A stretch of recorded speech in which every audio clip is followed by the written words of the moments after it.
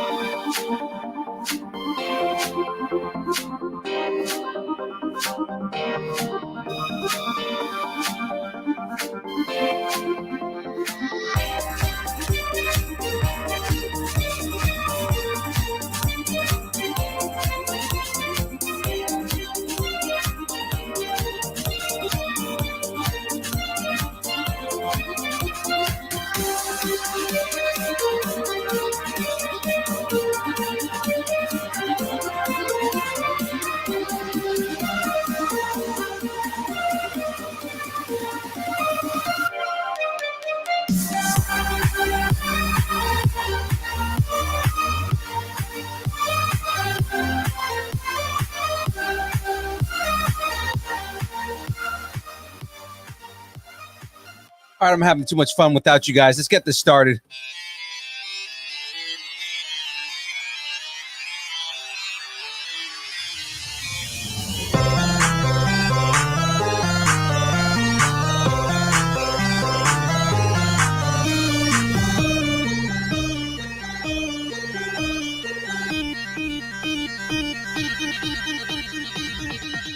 Distance nerding. Hey!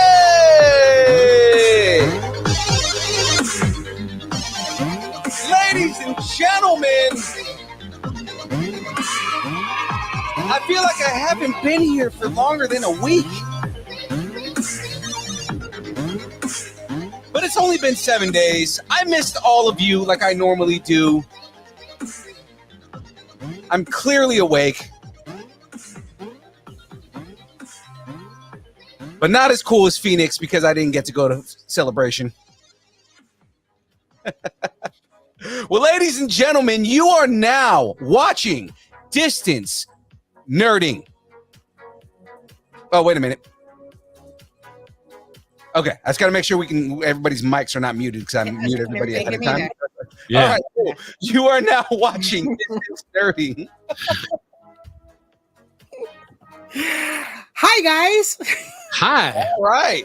Well, guys, let me do a quick introduction right here because I've been bringing everybody in on the crew as we start. But of course, right off the bat, we got the blind wonder, the superhero that can't see and has to have his asthma on anytime he sees Wendy Peppercorn. Ladies and gentlemen, it is our favorite blind bat, Squints. What up? What up? I was waiting for the noise. Either that one or I do the... Thank you. No applause needed. Now, our other special guest on this week, and this is aside from the super special guest that we have on, she's been off doing her own thing, but killing it and continuing in doing that. We got her on this week. Ladies and gentlemen, it's the return of the Phoenix. Oh, wait, shit, damn it. Oops, wrong one. Oh, wait, I clearly pressed the wrong button. Okay. Phoenix, how's Mysterium Tremendum? We actually have an episode. I had no time to get anything done before Celebration. I was even saying to someone, I was like, I have a million projects on my plate and I don't have time for any of them until after Celebration. So we've actually got 2 episodes that are about to roll out at the same time. And then, and I've got probably like a million things that I'm not even allowed to talk about at this moment. Hell yeah. Hold on to those NDAs. Let's do that. Yeah, right. Mysterium Tremendum is great. We did an episode with dolls recently. I'm really excited about that one. It might end up as a visual episode because she just has these beautiful dolls that she made. And because Mysterium Tremendum talks about death, life and death, and all the beauty in between. They're for dolls for people who are mourning. They're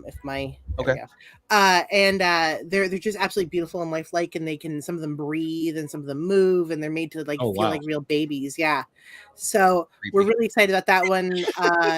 That creeped me out a little bit. Yeah. Very, very creepy.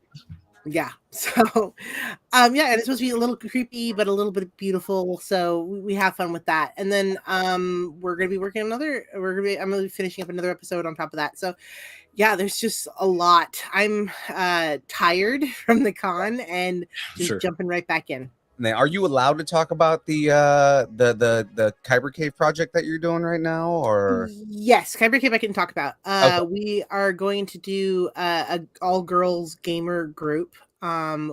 I think our working name was Kyber Girls. And then we're doing a D&D project pretty soon where we're going to play D&D live every week. So we're working on that too. So yeah. Fun stuff. So before I bring on the esteemed guest, there we go. That's where we're gonna go. I'm gonna plug sponsors real quick because capitalism.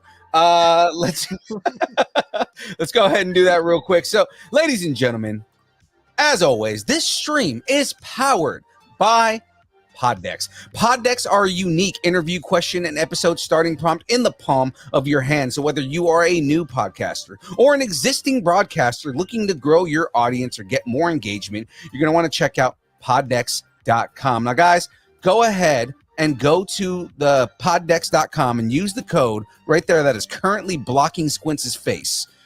Use the code NERDING10 to get 10% off of all of your Poddecks fun. You know, they have merch, they have really cool shirts. Actually, they have a lot of, like, you know, different things that you can get with them, but then of course their bread and butter is the decks, the actual pod decks, right? So the thing that you're seeing right to the right of Phoenix's head right there.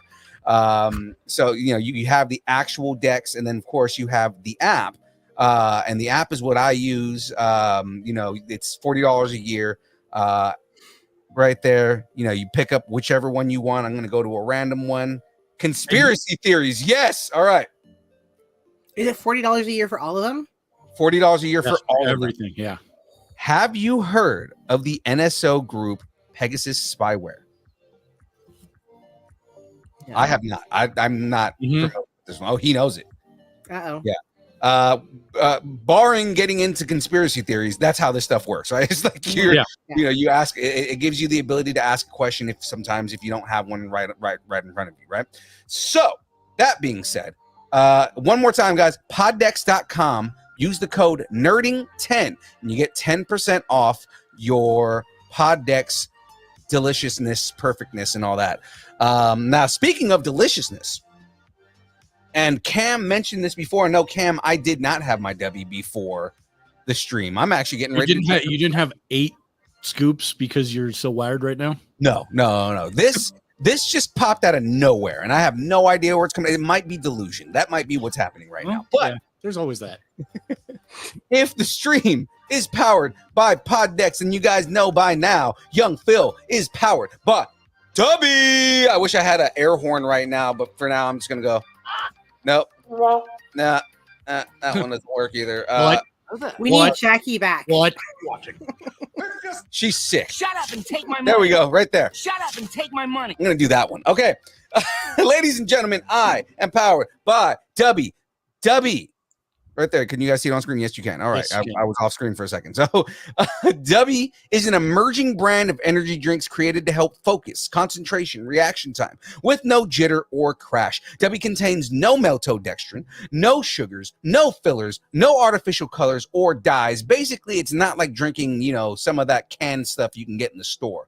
Or for that matter, some of the stuff that you can get, you know, other gamer drinks that are out there. Ladies and gentlemen, use the code. God, I can't speak. The curd. The curd. You're the curd. Oh my god. You're the curd. Oh my god. W. Use the code. Go to w.gg. Use the code nerding10 for 10% off of your W purchases. W again has a whole bunch of merch and a whole bunch of other stuff, but they come in 5. Count them, 5 delicious flavors, up from when it used to come in 3. We have Galaxy Grenade, which is watermelon, guava, and lime. We've got Dub Sludge, which is a Granny Smith apple and secret sauce. And then, of course, my favorite, everybody knows this one, Dragonade, right? Dragonade is dragon fruit strawberry pink lemonade. It is delicious. Okay. Now, there are 2 new flavors that just dropped on the market. We have Peach and Peach. And this one right here is a mango white peach cooler. And the one that just came out, Passion Joy Tea. This is a passion fruit, It's passion fruit iced tea. Yeah. Ooh. So this is now my new favorite combination, because you guys remember when I used to do the combinations, right? Mm-hmm. My new favorite combination is the passion tea and the Dragonade, and it makes a dragon fruit passion tea Arnold Palmer, and it is delicious. Oh. Now, normally, you know, I do my fizzy water. This time I actually just did regular water because I'm going to make an Arnold Palmer. So while we're doing that, you know, and I'm hyping my dub right here. Oh, random question. God, do you really want me to name what powers Superman has? Superman has a lot of powers. If we're gonna get into that, James thinks you should call it a passion dragon. ooh, that's actually a good idea. James, you are as usual a freaking genius. But okay, now We that need I'm- reviews on this too. Like we need reviews of what each one tastes like. I review them all the time. Do you guys need the? I know. Well, the we know one of original them tastes like Skittles having sex in your mouth. Yeah. Skittles having explosive orgasms in my mouth. That's what that one tastes like. The Galaxy Grenade. Now, guys, without further ado, because now I've plugged all of our not these aren't the pluggables, but I've plugged all of our all of our capitalism. Break him on. Bring it on, bring them on, bring them on. Ladies and gentlemen, the indemnable, the beautiful genius mind that brings you some of the most entertaining cons that I've been to. And I enjoy every minute of every con that I've been to, and I love them even more that we've been more involved in them now. So without further ado, we got to bring him on here. Ladies and gentlemen, please welcome to the stage. Cue this up. Dave Haworth.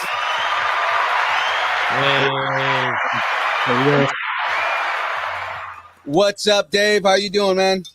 Good. Just very tired. Very tired. Oh yeah, no, I hear you. We're all pretty tired here. Phoenix is probably the most tired. Mhm. She was just at Celebration, and now she drove up from LA up here. So I mean, Yeah. she had all that fun. Yeah, I just had 2 soy burgers, so I don't know how long I'll last because I don't know how long they'll work in my system. Soy, You know what I mean? that's good actually. Yeah, I know. I usually don't do it, but I'm trying to stay away from the meat. So Yeah, I've been away from meat for the last 3 weeks now. I haven't had not meat, but I've been away from beef and pork. Except this morning, I did have bacon with breakfast, but I mean it's very rare. So See, I went hard on the keto, getting ready for Celebration, and it's funny because I was like, "Oh, I'm in LA now. It's fine. I'm on vacation." And so I went off the keto, and I was like, "Why am I so tired?" you were in the keto home world, is where you were. Yeah. But I was eating sugar and all sorts of bad stuff, and I'm like, "Why? Oh, that's right. I'm not keto anymore." Yeah. and I have to tell you a story. Powerhouse was a couple of weeks ago, Yes, Mhm. sir. and we were driving through Reno because we wanted to check out Circus Circus because that's where Silver Age Comic Con is going to be held. Right. And I get in there and I buy a couple of playing card decks of Circus Circus and Silver Legacy.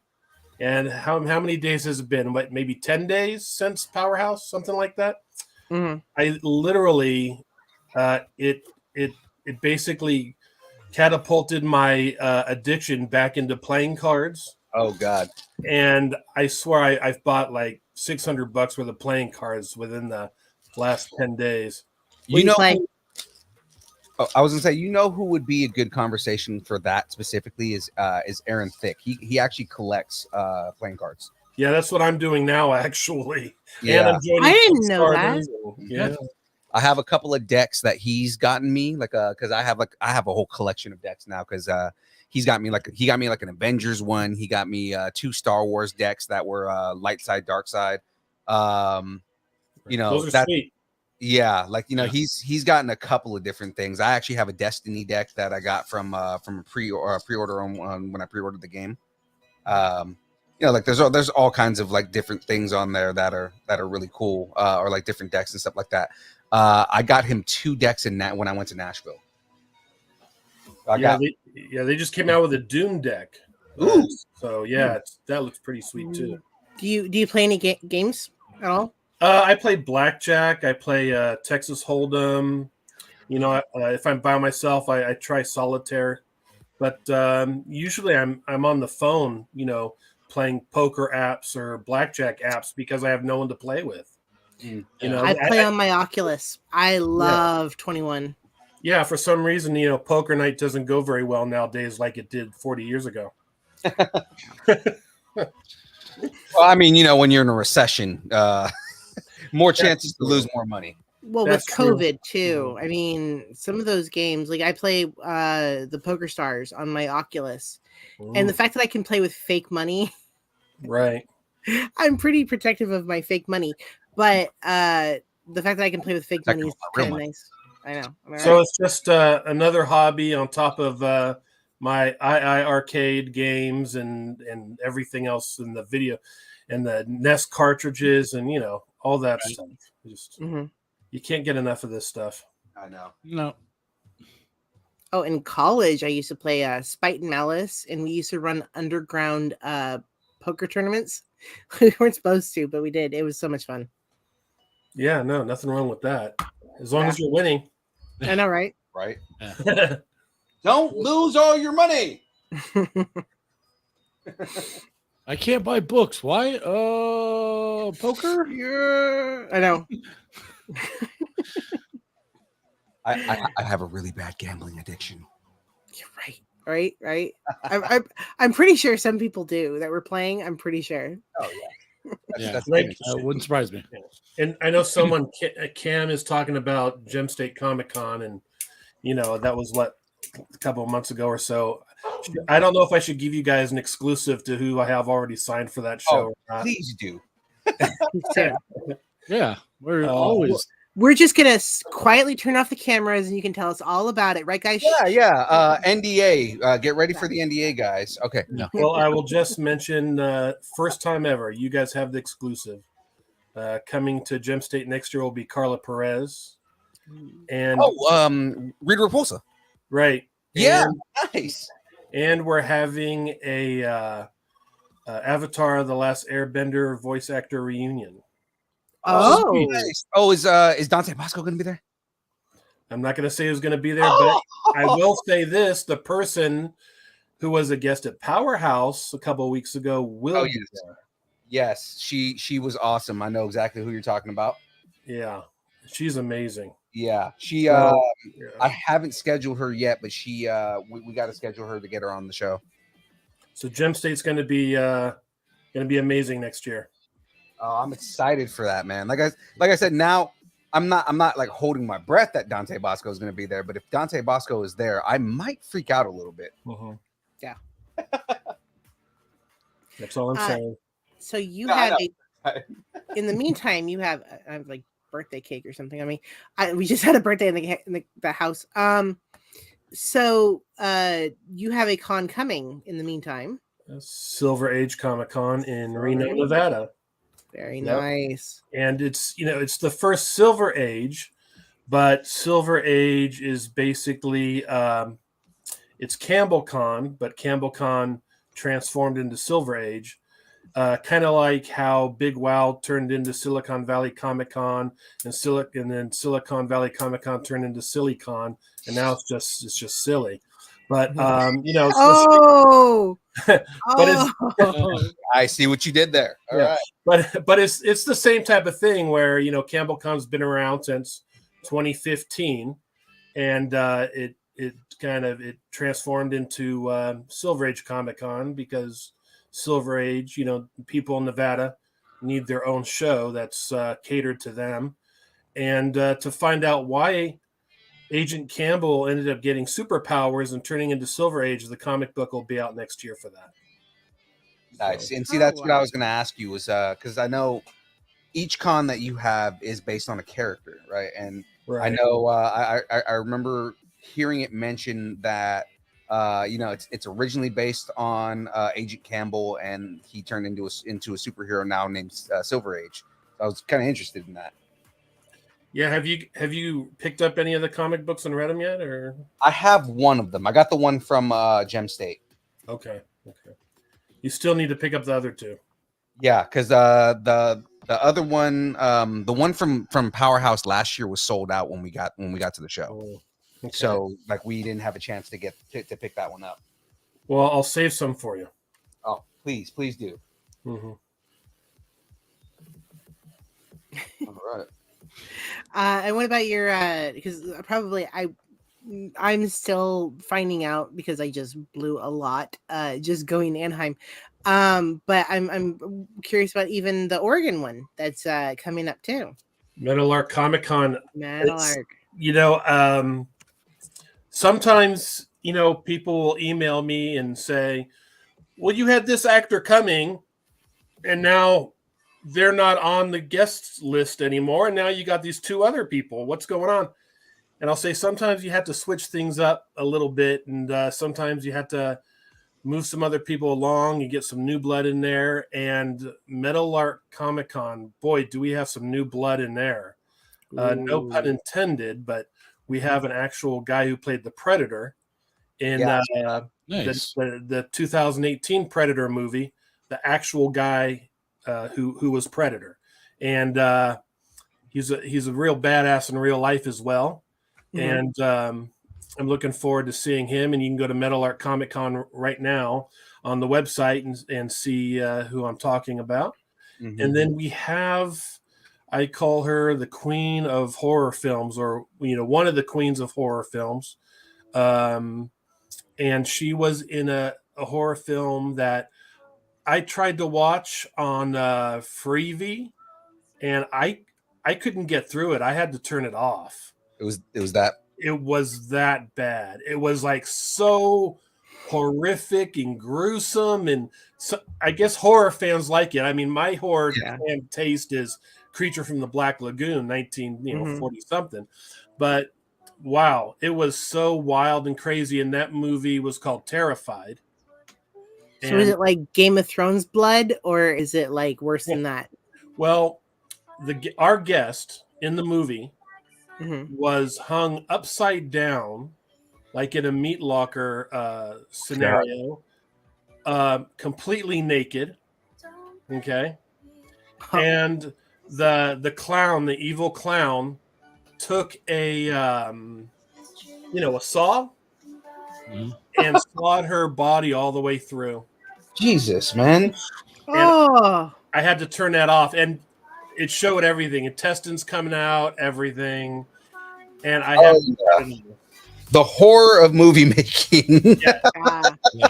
And the reason why we decided to bring her to Meadowlark is it's a real classic horror film. I mean, it came out like a couple of years ago, but people really love that movie. And so we decided we're gonna bring her on, and someone who's never done any real conventions before either. So this is really an exclusive. That is intense, man. For both of them. Yeah, and that was just one scene. I don't even want to tell you the other stuff I saw. It was too out of control. wow. Yeah, if you Google it, you'll see. I currently am Googling it. What's the movie called again? Terrified? Terrified. Yeah, let me go on Meadowlark Comic Con. I know when you have like 6 shows, sometimes you can't remember everything. Right. But her name is Catherine Corcoran. Okay. Corcoran, yes. And then the Predator, his name is Brian A. Prince. And those are the 2 main guests, including C. Andrew Nelson, who everybody knows. True. Yes. Yeah, so it's going to be a lot of fun. One of the entire world's favorite people. Right. And then Andrew Nelson so much. And then Anna Medford, our anime convention, we have some top-notch voiceover actors coming, which we haven't announced yet, but we will be announcing soon. I was wondering about when you're going to do announcements for that. Oh, very, very soon. But the main focus now is Silver Age Comic Con, and I'm excited about it because it's an actual casino. I mean, it's in Circus Circus, and it's like, you have the convention center, and then above the convention center is all the gambling, card games, slots, all that. Then you have the restaurants, and then above that's like all the hotel rooms. And it's amazing because I don't have to pick anyone up. Right. Everybody's already at the hotel. Everything is there 24 hours a day, food, everything. So, it's like I don't have to worry about anybody. Just all they have to do is be at their table. So much easier for you, man.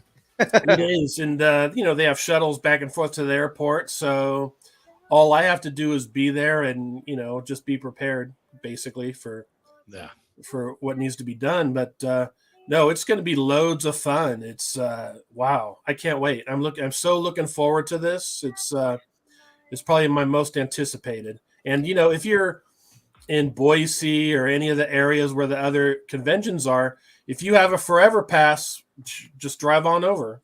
I mean, if you're in Boise, it's only a 6-hour drive. That's like, if you're Bay Area, that's like San Jose to LA. That's nothing, right? So, I mean, if you have a Forever Pass from Gem State, it's free. You might as well show up. Having just done a 6-hour drive, I'm like, only? Oh, I mean, by comparison to other drives that you can take. True. I mean, and it's a pretty drive. I've been on that drive before. I mean, the other thing about Boise too, though, is you got to remember there's not very many cons in Boise in general. Yeah. So this is actually is a really good opportunity to go to a con. Yeah. Right. No, and it like I said, it's a really pretty drive. Like a lot of people, and it's funny because like not a lot of people go to Boise, but I've been there once or twice, and it's like, wow. Like if you really love like the really pretty scenery and the rustic and the mountains and everything, it's just a really pretty place to be. Yeah, the far out spaces. Yeah, we were camping last weekend, and we came across a couple of snakes, and we said, "Oh, we're going to invest in some gators for our legs," because all you have to do is come across one rattlesnake, and it's over. It's over. Yeah, because if you're 4 hours away from your car, walking distance, you're not going to make it. It's over. Yeah. Does the gators help? Yeah. Well, what happens is you have the gators. They go over your shoes and around your ankles and goes up to above your knees, and it protects all that area from snake attacks. And if a rattlesnake does lunge at you, and it'll bite the gator, and it can't penetrate it. It's it's a real protective. And so we bought those because I don't want to get bit. Right. Yeah. I guess I've always felt risky whenever I was living in Oregon because I would like camp around with like, shorts and that's what I do. Yeah. I'm not doing it anymore. No. Yeah, no. That would suck, wouldn't it? Oh, he died. Some rattlesnake bit him and he died. Well, what a jackass, So one of the things that I haven't had a chance to go to any of your cons yet, but and you've never been to a con until you've been to one of ours. I know. I need to I need to make it happen, because be able to support another Dawn. So, yeah. But one of the things that I love that you do is the Forever Pass. Can you just reiterate what the Forever Pass is and how that works?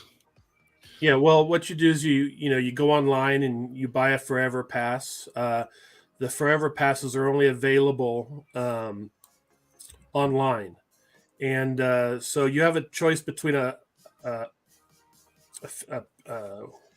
pass, a multi-pass, or a Forever Pass. A multi-pass, you can get into all 6 shows for the rest of your life, and the other pass is just for your local convention, right? So what happens if you have the multi-pass, you can go to all the shows, and what happens is once you're in the show, you get free access to the green room. I mean, if you're a big eater, you can eat in the green room, and just enough food that you eat will cover your Forever Pass for one show. Right. If you did that for every show, 6 shows a year, for the rest of your life, you don't need anything else. That's why we tell people, personally, I don't know what other shows are out there. We don't pay attention to other shows. We have no idea. All we concentrate is on our own team. And we say that, look, if you have a Forever Pass or a multi-pass, you go to 6 shows a year. You don't need any other shows. We're all you need. And so that's what we try to promote. And people seem to love it. People just go right past the line because you don't have to wait in line. You just, boom, you walk right on in like you own the joint, and you basically have full reign to do whatever you want, just as any special guest would have. Please tell me your multi-pass comes looking all Fifth Element. And guys, these multi passes for the individual pass for your city's $49. For the forever pass for multi pass for all of them is $59. I mean, you can't get a better deal. Right. Right. And the thing is, if you've checked Gem State Comic Con, we have a sale right now because they're like $49.99, but they're going to be going up to $69.99. So, you should get them while you can, because, even at $69.99 for the rest of your life. Yeah. Yeah. You're able to go to the con whenever you want.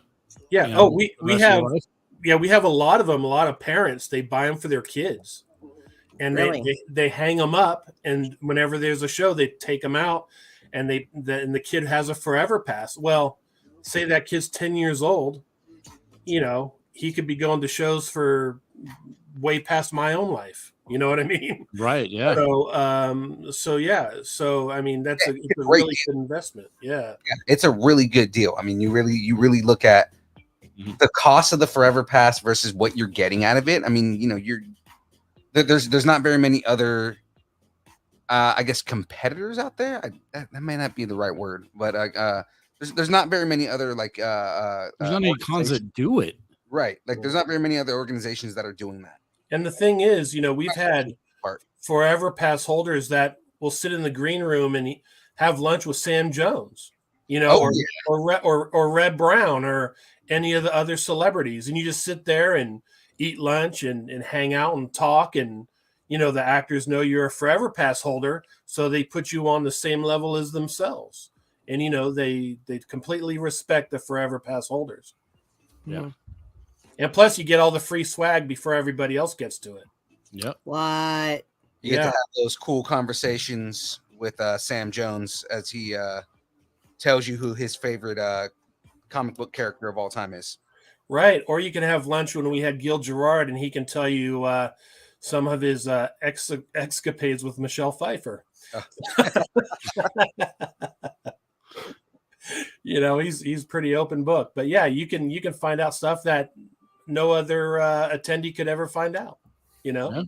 So I'm only bringing up the thing about Sam Jones because when I was with another organization, we did an interview with him, and we asked him, who's your favorite comic book character? And he goes, he said himself. Right. And we were like, oh, well, if you could be a villain, who would you be? He goes, Ming the Merciless. Next question. Back. It was the way that he did it was just super funny. But like, he switches on and off in an instant, right? Like, he'll be. What I love about him is he'll go into character full 100%, and then the next minute you turn off the camera, and he's just like the coolest, most down to earth dude ever. So it's like. Right. Well, someone asked about, Let's Create asked freebies about Silver Age Comic Con. And, we have some real good ones. People have gone to our previous shows. They know Floyd Sumner, who does artwork for Garbage Pail Kids. Mm-hmm. And he did a poster for Meadowlark and for Gem State for Garbage Pail Kids. Garbage Pail Kids version, and he also did a Silver Age version, which you can see at silveragecomiccon.com. Those will also be free for the first 100 people, and you really want to collect all those because every one of our characters is going to have a Garbage Pail edition. And then next year we're coming out with the Garbage Pail Team Colossus cards. So there'll be actual sweet. So you're going to have the poster this year and then the cards next year to go with your Garbage Pail collection. And then Chris Marinan, who I'm sure you're familiar with, he's in the Sacramento area.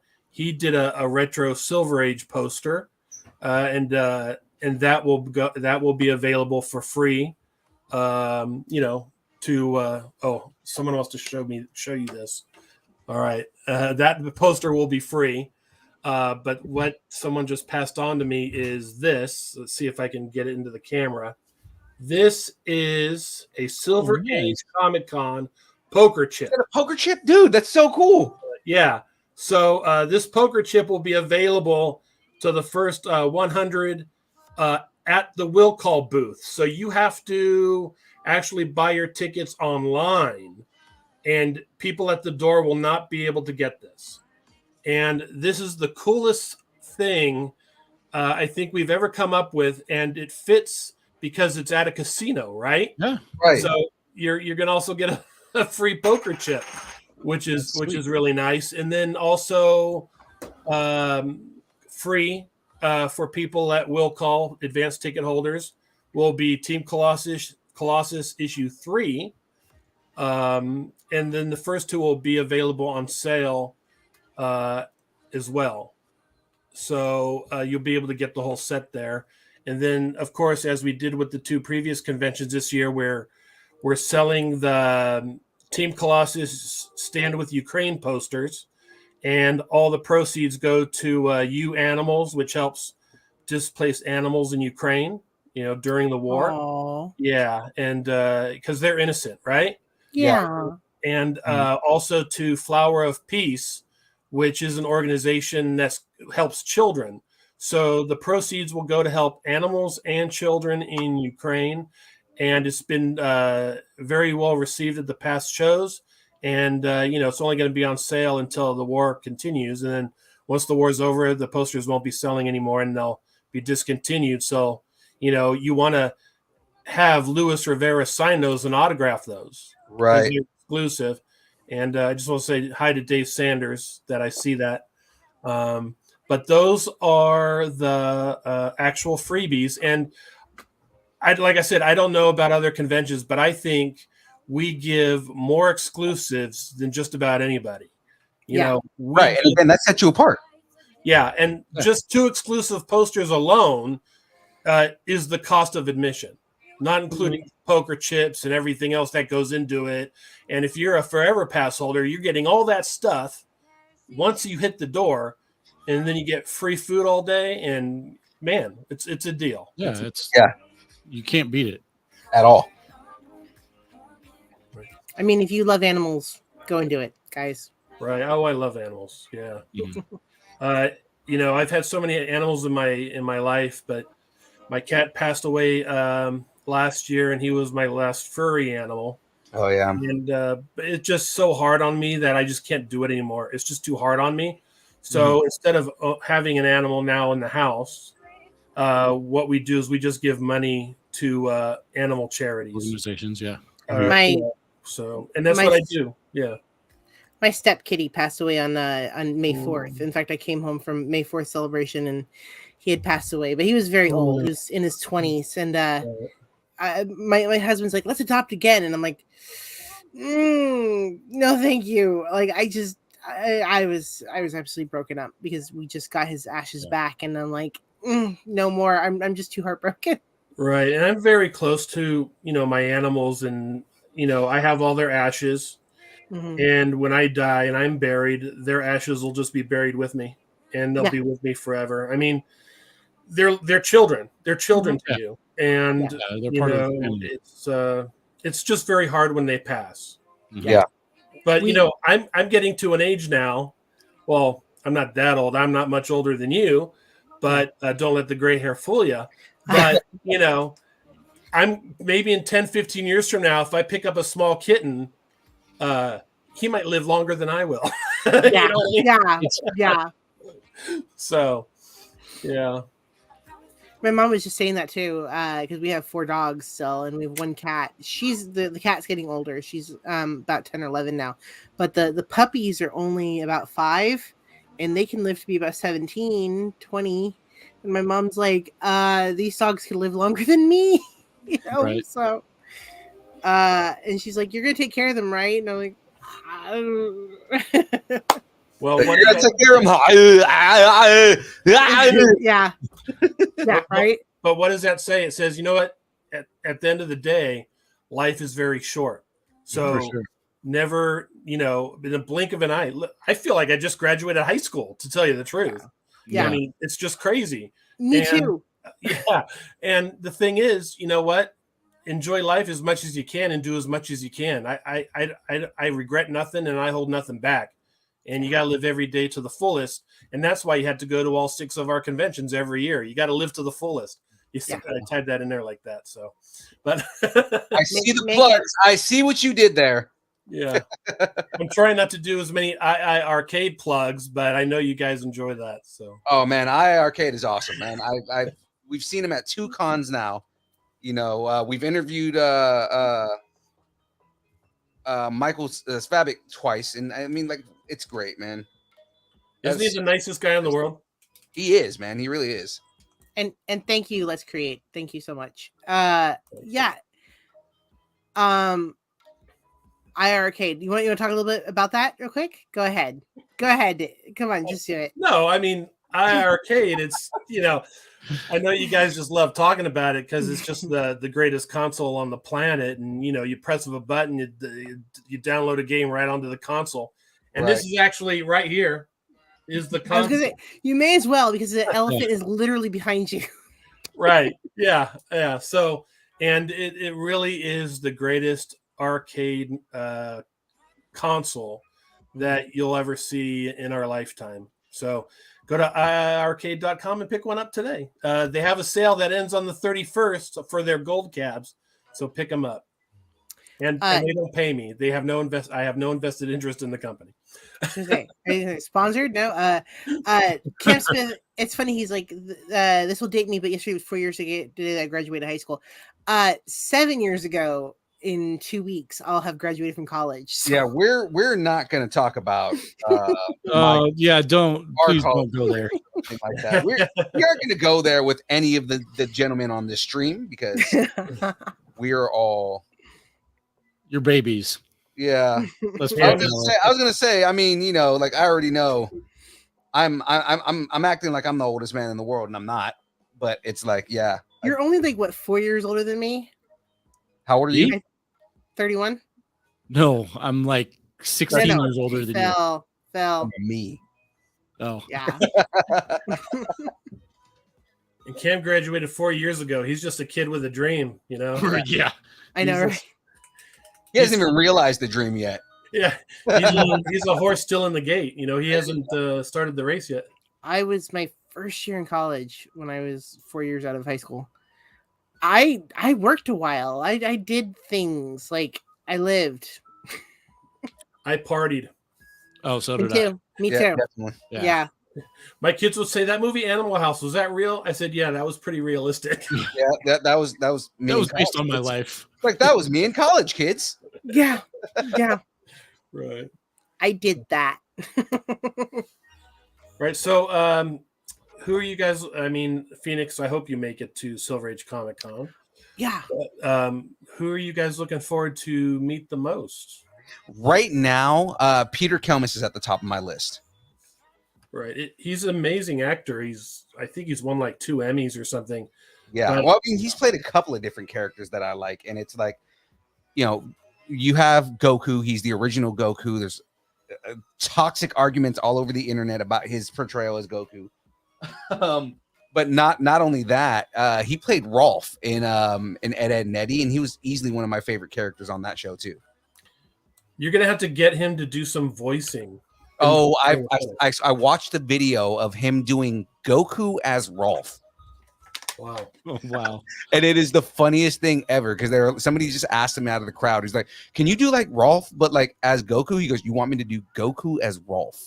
Okay, let me think about that. And then he goes, "You dare go against the son of a shepherd? Kamehameha!" And I'm like, "Oh, this is the greatest thing ever." Oh boy. Now, is there Goku Pops out? Funko Pops? Oh yeah, there's millions of them. There's like there's 20 different variations of Goku Pops. Oh, you have some childhood stars that I'm looking at the Silver Age right now. Andy McAfee. Am I saying it right? Boy, she's a hottie, isn't she? I can't wait to meet her. Land Before Time. I loved that movie. Yeah. I'm pretty sure I blew up my VHS. Let's date myself again. I'm pretty sure I blew up my VHS watching that movie over and over How and many are over. there now? They're like 800. Yeah, there's about 750 Land Before Times at this point. Yeah. Thank you, Wayne. I just want to say thank you, Wayne. I appreciate it. You wouldn't believe a lot of stuff I have to go through. So it's nice to hear a nice comment once in a while. I appreciate it. You're going to make me cry, really. Made me cry on the show. I'm a sensitive guy. I'm a teddy bear. can But no, Andy McAfee, boy, she plays my favorite character in Land Before Time. Sarah, the Triceratops. Triceratops, yeah. Right. Yeah. I don't think they have a Funko Pop of that, or I'd buy it. Yeah, I hope it's not one of those one of those deals. Well, Gil Gerard from Buck Rogers, he had told me that NBC will not release any Buck Roger images to Funko until all the cast members are gone, because they don't want to pay royalties to the cast members. So sucks for Gil Gerard, man, because it's like now he's not going to see himself as a pop. Right. You're right. That really sucks. Isn't it sad? You know that a corporation would do that. That's why I'm total anti-corp, man. It's becoming like painters. Like a painter would never see themselves in a museum until they were dead, and so now it's becoming like you'll never see yourself as a Funko Pop until you're dead. Mm-hmm. Right. Well, look at Charles Dickens, the writer. He never saw himself. He thought he would be forgotten. Yeah. He's one of the greatest ever. And they kind of state that in Doctor Who when, they meet him and he asks, will my books ever be remembered? And the doctor says, they'll be remembered for eternity, for all times, forever. Yeah. He's kind of shocked by it, when he hears that. Yeah. I remember there was a comedian recently that passed away that said the same thing. That said that I will never be appreciated for, like, of course, he was going over his own head, but he was like, oh no, it was Richard Pryor. Richard Pryor. It was Richard Pryor. He said, I will never be appreciated for the genius in the comedy that I write. And and he thought that he was just gonna fall off. And now I don't know if you guys saw on Netflix, they just did Netflix just started a comedy Hall of Fame. And there's they have the first award ceremony on Netflix. It's called The Hall. And he's one of the first 4 people who were inducted into the Comedy Hall of Fame were George Carlin, Joan Rivers, Robin Williams, and Richard Pryor. And when they did the Richard Pryor presentation, they showed that interview, and he was like, "I'm never going to be appreciated, and I'm going to die, and people are going to forget who I am." And he is in the first class of the Comedy Hall of Fame. So that shows how much influence he actually had. And if you haven't seen Richard Pryor live on Sunset Strip, you're missing out.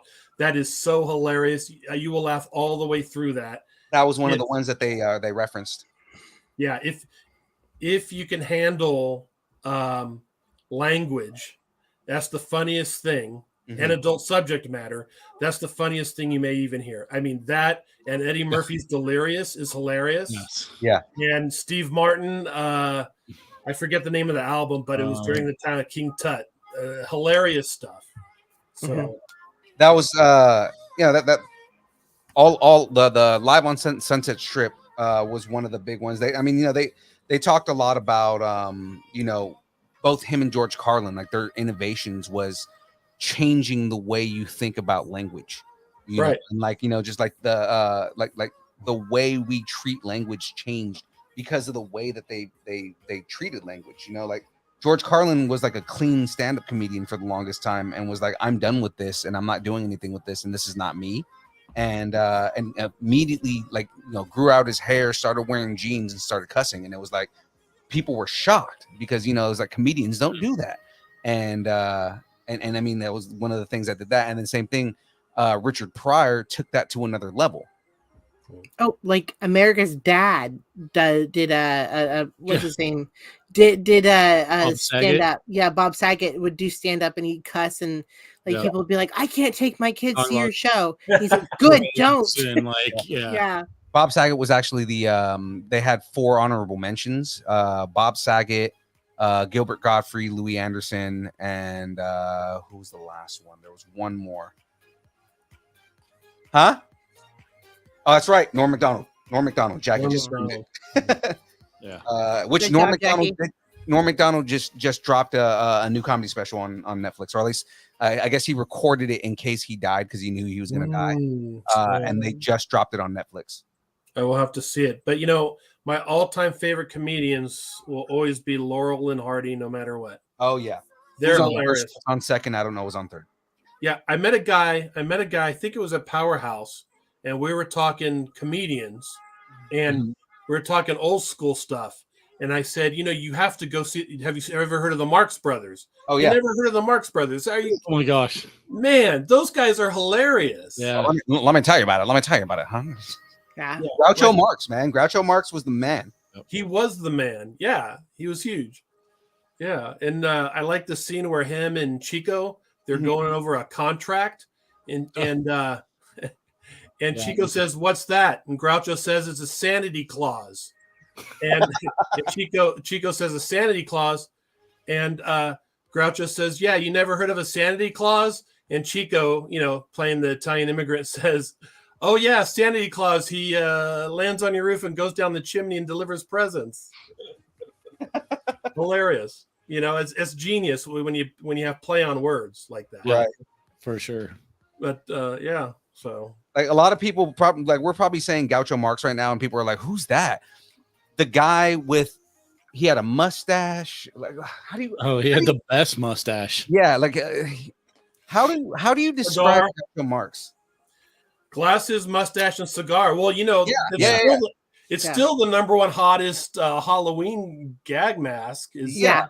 Yes, it's all he made connected. that famous. Like he's the dude that he made that look. Right. And then he had that show, You Bet Your Life, I think it was called. And that lasted for like 20 years on TV.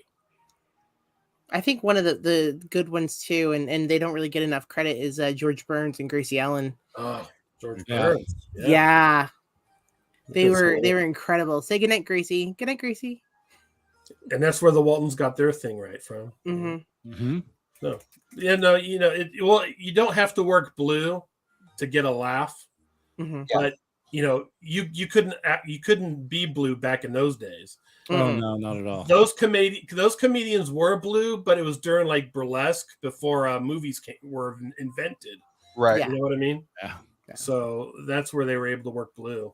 But they came out and did a lot of like raunchy jokes, but they were so witty they would like go over a kid's head, right. so it didn't matter. Yeah. Right. They were really good about that kind of stuff. Like, it's you get the adult humor, but like only adults understand it kind of thing. Right. It's kind of how cartoons are now. Like a lot of cartoons are like that, where like you have this humor that is meant for the adults so that the adults are entertained as they're watching these shows with their kids. But it's definite adult humor. Like half the stuff in SpongeBob is stuff that if you explain it to your kids, you're doing it wrong.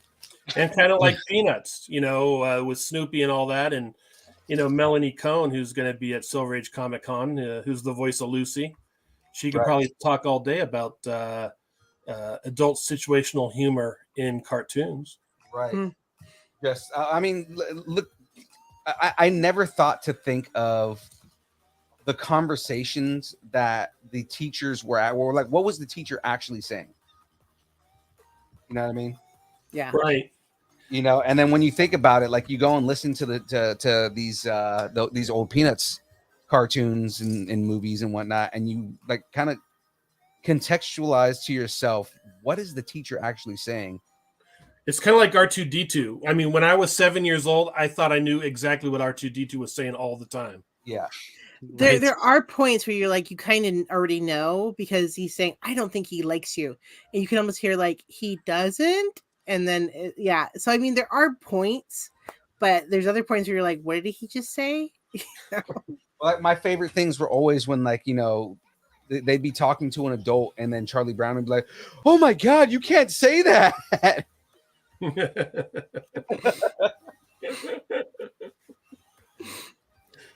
Or it'd be like along those lines, it'd be along the lines of like, did they really just say that? Oh, Rocky and Bullwinkle. Oh, yes. Yeah. Some of that stuff on Rocky and Bullwinkle you can't even show on TV. Well, I mean, you probably could, but there's the a lot of stereotypes, right? Yeah. Mm-hmm. Oh, and Shaggy and oh my gosh, I remember when they came out with a movie and he was like, we don't go near anything hydro ever, and he goes like including hydrocolonics, and I was like, Mom, what's a hydrocolonic? Yeah. I'm not gonna explain that one to you. Right. Yeah. Like even hydrocolonics. Yeah, hydrocolonics. Zoinks! Zoinks! Jinkies. I don't think you can say that on TV, Scoob. The jokes were raunchy and they were for the whole family, right? The kids enjoyed the action and the running back and forth, and the parents enjoyed the really raunchy jokes. And that's why they put laugh tracks into it, because they would make it feel like it's more like an actual TV show. Hey Cam, thank you, by the way. He just wrote that he bought a Forever Pass. Nice. Yeah. And, Cam, if you can make it out to you know what? I'm gonna give you this, man. If you can make it out to Silver Age Comic Con, I'm gonna have a prize for you, man. I would love to hang out with Cam. Yeah. Cool. Cam, if you make your way from Boise out to Reno on June 11th, I will have something for you. You know, it's very simple. You only have to take 3 roads to get there. You have to take 84, Highway 95, and Highway 80. That's it. We know. Me and James drove it already. Hey, can I ask you a serious question? Please. Tell me how you guys thought of the drive going out there. It was pretty, man. It was really it was scenic, you know, like the whole thing was, you know, we did this drive. And you know, I was kind of thinking like, okay, it's gonna be scenic. It has to be, like, you know, because we're gonna be going through like almost like no man's land at some point. But I mean, like, yeah, it's a really pretty drive. It's very captivating. Right. And one of these days you'll have to stop at Rome, Oregon, and check out the natural made pillars out there, man. They're like in the middle of nowhere. You know what I mean? Mm-hmm. And we like to go out there a lot and just do 4x4ing. But I just wanted to get your take on it, you know, for never being out there, and kind of your thoughts on it. Because a lot of people, they get out there and they start freaking out a little bit because there's literally nothing there, you know. James just told on you, Phil. What? Did he say I slept? Yeah, it was pretty watching Philippe sleep. Yeah, you know what? The drive back, I didn't sleep at all, but like the drive there, towards the end, I passed out a little bit. I don't know, James. That's a little creepy. You're watching Philippe sleep. Yeah. I had suspicions about those two, but you know, we won't go there right now. No, I'm sorry. What now, Jack? You didn't put shaving cream in his hand or anything like that? No, he didn't do that. You know, there were a lot of opportunities. Didn't take it. James says that was weird. I thought I went the wrong way. We're in Oregon. Oh no, yeah. So it was weird because, you know, we're like, okay, we were going through Nevada. And we're thinking, okay, so we're probably going to hit the side of Idaho, and then make our way over to Boise, right?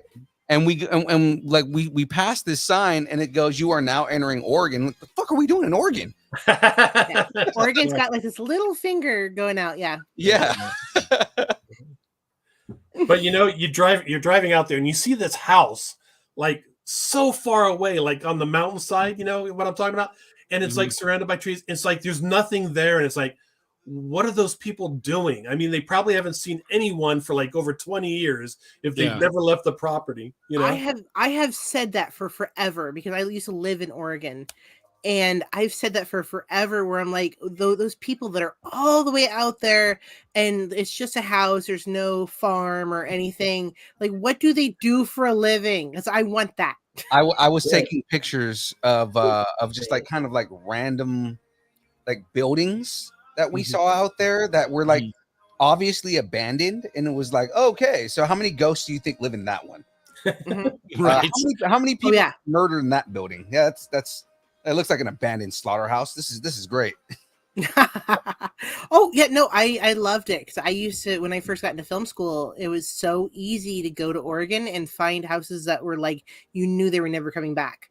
And the everything was broken out, the windows were gone, and you could like make these wonderful horror movies. It was so much fun. So that's how I got started in film school, making horror movies because they were just so much fun and so easy to do in Oregon. Yeah. Well, you're gonna have to see Also that movie. because they're- Terrified. Like, also, No, thank you.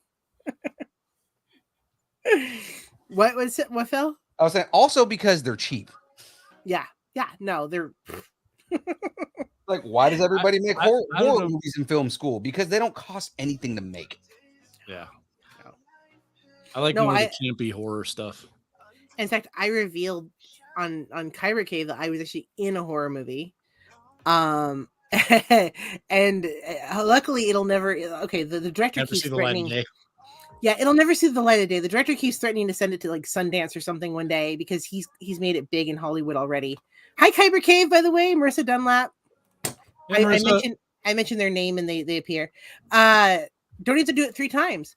No, I mentioned it on Kyber Cave once that I appeared in a horror movie, and yeah, like I'm in like this love scene at the very beginning, and then I'm at the very end.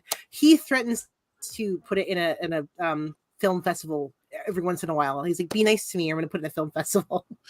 Fun times. Yeah. I'm still waiting for Kyber Cave to call me. Yeah, Kyber Cave. call Dave. Get a booth. Come on, man. Yeah. We want to see Kyber Cave at. Well, I don't know. You know, I'm pretty sure at this point you don't have any booths left over for Silver Age, right? Well, this is Marina's department, but we're completely sold out. It's been that way for a while, Yeah, I figured that one. but we're going through the process now of reconfirming, and there might be a couple coming up available, and we are taking over the entire convention hall now. So There you go. It was just we're taking a portion of it, but now we've decided to just take the whole enchilada. So we'll be adding more tables. Hear that, up. man? Actually, it's Marissa talking. Marissa's your girl to talk to. And also, I forgot his name. Don't tell him; he'll kill me. Van's manager. So, yeah, they're your people to talk to. Marissa, contact Dave, and he'll set you up. Or And Marina. or Marina, and have Van contact them. And worst case scenario, hit us up. We'll get you guys in contact. Yeah. Because that would be a great thing to have Kyber Cave there. I think Kyber. I think it would be a very mutually beneficial relationship there. Yeah. And we're very open to just about anything. So Mhm. Well, we like it when our friends know our friends. So. Yeah. it makes it better. Mm-hmm. Yeah, Marissa is the new director, so she was basically the replacement of. So I handed it over to Ezra, and Ezra has handed it over to her. So and she's doing a fantastic job. So hi, Marissa. All right. Well, I just realized what time it is. Oh, It is 7:00. It's time for a bracket. I'm pulling up a bracket. There we go. I want to see if something works real quick. Yeah, go for it. To the person who is watching this, who can get me a polar drink, can you please bring me one? Let's see if it works. See if they're really watching. I want a polar drink now. I kind of think I know what just happened right now. I'm also curious to see if it works. Yeah, because I'm in my cave right here. It's like this is no one is allowed to be in this room unless they're invited, because I'll tell you, sometimes conventions can get on you, especially when you do 6 a year, and you need your own space. You need some place where you can just get alone from the world for a while. You know what I mean? You just need that space. Right. Oh, look at this. Did you get your polar drink? It worked. Nice. Hi, Marina. There you go. Polar is a great seltzer, actually. So buy it at Albertsons or Safeway. I was wondering about that. I was like, is someone going to come through the door? Like I was watching the door. As soon as I heard him say it, he was like, "I'm doing an experiment. Like I know what's happening. I know exactly what is happening right now, and I want to see if I'm curious to see if it'll work too." And it did. It did, So absolutely. for the bracket, when you sent it to me, just a clarification, there's nothing that's supposed to be written on it yet, right? Right. It is a brand new Right. bracket. We are Perfect. starting it this week. Just making sure. All righty, guys, let's go with this. It looks like, okay, can you explain a little bit? Because it's we've got on one side Captain America versus Pepper Potts, Ant-Man Yeah. versus It's a little weird. So it is definitely something that we pulled online and we didn't make ourselves. Mhm. But we figured it was a fun one to do. So I'm gonna pull up the bracket myself. The this bracket, the way that they did this one, it's broken up in four different places. It's based on they said science-based characters, magic-based characters, genetic-based characters, and gun-based characters. I don't agree with some of the classifications that they have on some of these Yeah, characters. that was one of the things we talked about last time. Yeah, but that's kind of the way that they're doing this right now. So the seeding that they have in here is the number 1 seed is going up against the number 8 seed, 4 seed against the 5 seed, 3 seed against the 6 seed, 2 seed against the 7 seed. I was gonna say, I'm already looking at this going, Valkyrie should be probably guns, not magic. Yeah. Yeah, like I said, some of them don't really work, but at the Mhm. same time, I mean, we're really just trying to get through these brackets as they are. So what we're gonna do is let's go ahead and just go through the science bracket, like Okay. until we get a winner on there, and then if we have time, we'll knock out the magic bracket. Oh yeah. All right. Because we already know who's on the magic bracket. All right. So for science bracket, I'm gonna tell you guys what it is, and then we'll start voting. It'll be Captain America versus Pepper Potts, Ant-Man versus Bucky Barnes, Vision versus Shuri, and the Hulk versus the Wasp. So we'll start with Captain America versus Pepper Potts. Now I'm gonna make a stipulation on this one, and it may not matter, but I mean, since we're doing Pepper Potts, she is gonna be in her rescue armor. Okay. To give her a little bit more of a fair advantage, or like not a fair advantage, but like make it more of a fair fight. Okay, so we making it who can win in a fight? Is that what we're doing? Well, okay, so let's clarify that right now too. So, would we rather do who would win in a fight or who is a better character? Oh. Obviously, winning a fight is the easier of the two. Yeah. Yeah. I'm telling you right now, if anyone votes for Pepper Potts, you might as well throw away your Marvel fandom membership. I'm sorry. Right. Now, I always make arguments for both sides and then say who I would vote for. So, because the thing is, a lot of times people don't realize certain characters, like they don't realize what powers they actually have or what advantages they might have. Like a lot of people, you immediately look at, okay, Superman versus Dr. Fate, right? And then this is a DC thing, but like just as an example, right? Superman versus Dr. Fate, and people will immediately go, well, Superman, Superman, of course. Well, one of Superman's weaknesses is magic. So that means Dr. Fate has a complete advantage over him. Yeah. So let's go with winning a fight. Captain America all the way. Yeah. Cap. Even with the rescue armor. So here's the thing is Pepper Potts in the rescue armor is essentially Iron Man, right? Yeah. She has no combat skills though. So the whole thing is like, she has, I mean, we've seen it in the past that Iron Man has been able to beat Captain America in a fight, but overall Captain America usually wins that fight, right? I mean, Captain America beat the crap out of Tony at one point. Right, but like even in the comic books, Captain America wins that fight. In Civil War, he beats the living crap out of Iron Man. So he beats the armor off of Iron Man. That's how savagely he beats the shit out of Tony. James is trying to throw a monkey wrench. He says, "But would Cap fight a lady?" Hang on. No, Let's and that's pretend- where I was going to go. That's where I was going to go. Is if you get into the morality of it, Captain America is 100% going to hold back against someone like Rescue. Mhm. You know what? No. You put Steve Rogers in a relationship with Pepper Potts. I'll give him 6 months, and yeah, he'll be fighting Pepper Potts. He's annoying. I'm sorry. No, that's the thing is that I'm throwing out the kind of like the road bumps out there. Who I vote for? I vote for Steve Rogers 100%. But I'm just saying, like, the argument is, I mean, there is an argument for if it's Pepper Potts in the rescue armor, there is a slight chance that she could win a fight. She wouldn't win an entire war against Captain America. He's tactically superior, but I mean, there is a chance that in a one-on-one fight, she could beat Captain America. Mm-hmm. I have to answer a question to James. Yes.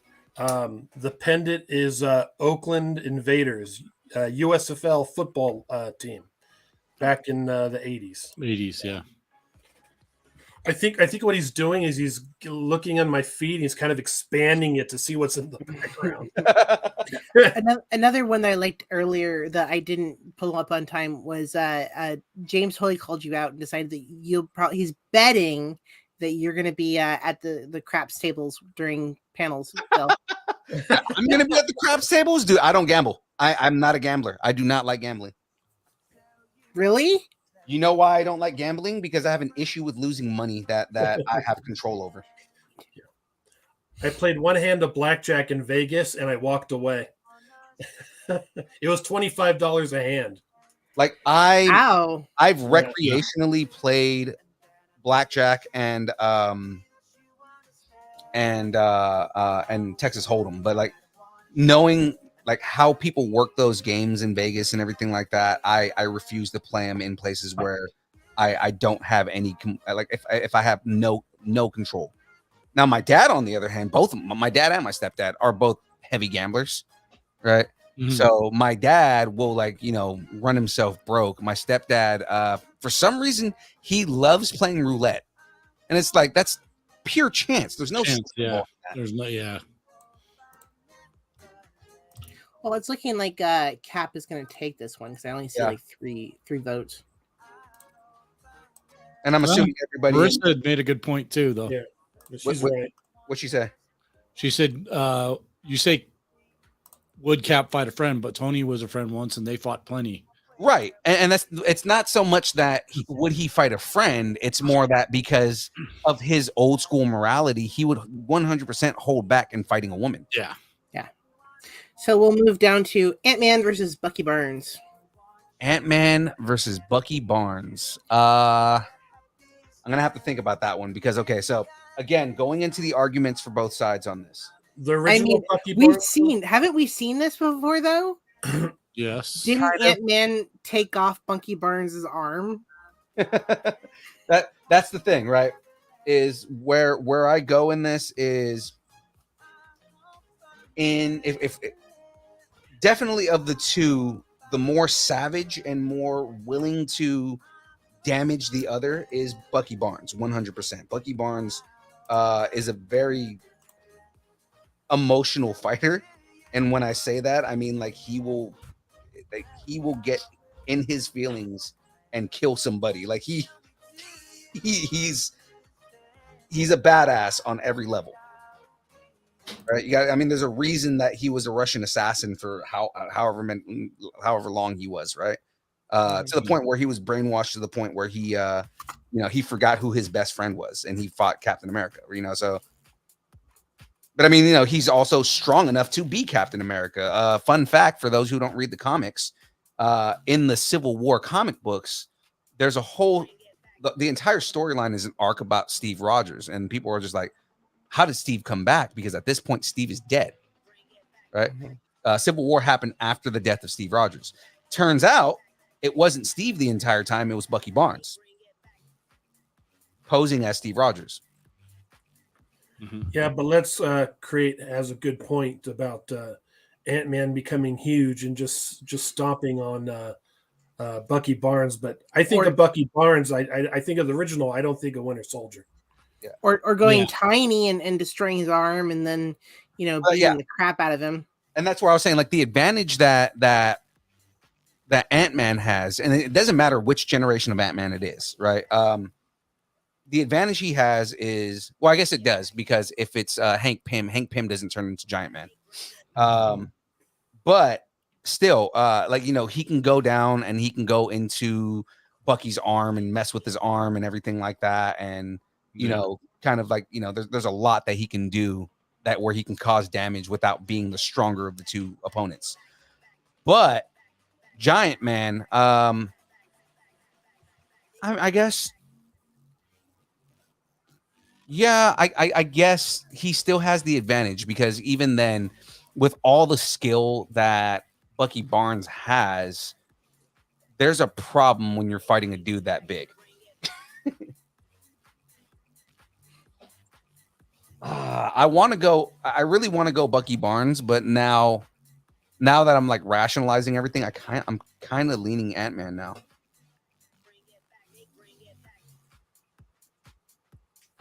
What are you guys thinking? Philippe had just had an argument with himself in his head. Right. And everyone's stunned. I did. I really just had an argument with myself in my head. Wait, this happens every week, though. I mean, that is a real hard toss-up, too. Well, I just made it a harder conversation on myself. You know what I mean? Like, normally it's like, okay, I can rationalize, and I'm like walking you guys through my thought process right now. And you can see why it gets hard for me to get me out of Phil's head. Get me out of Phil's head. I mean, it goes back to the Ant-Man climbs inside and just gets big and then kills someone. It's oh, the Ant-Man gets turns into an ant, goes up Thanos' ass and expands himself. Yeah. You guys remember that theory, right? Why didn't they? They wouldn't have done that. Come on. No. Yeah. All right. Dave, what's your vote? Ant-Man all the way. Ant-Man. Squints. Ant-Man. Phil, you're arguing with yourself still, aren't you? No, I think I'm gonna go Ant-Man. Ant-Man. Okay. Like I said, I don't want to, but it makes more sense. So we've got Ant-Man here. 1, 2, 3, 4, and then we've got one Ant-Man in the chat, 2 Bucky. No, we've got 2 Ant-Mans. Oh, 2 Ant-Mans? Yeah. Okay. Excellent. Ant. But Ant-Man is very good at using ants to steal people's sandwiches at picnics. That's his real superpower. He's never hungry. Next, we're going to go Vision and Shuri.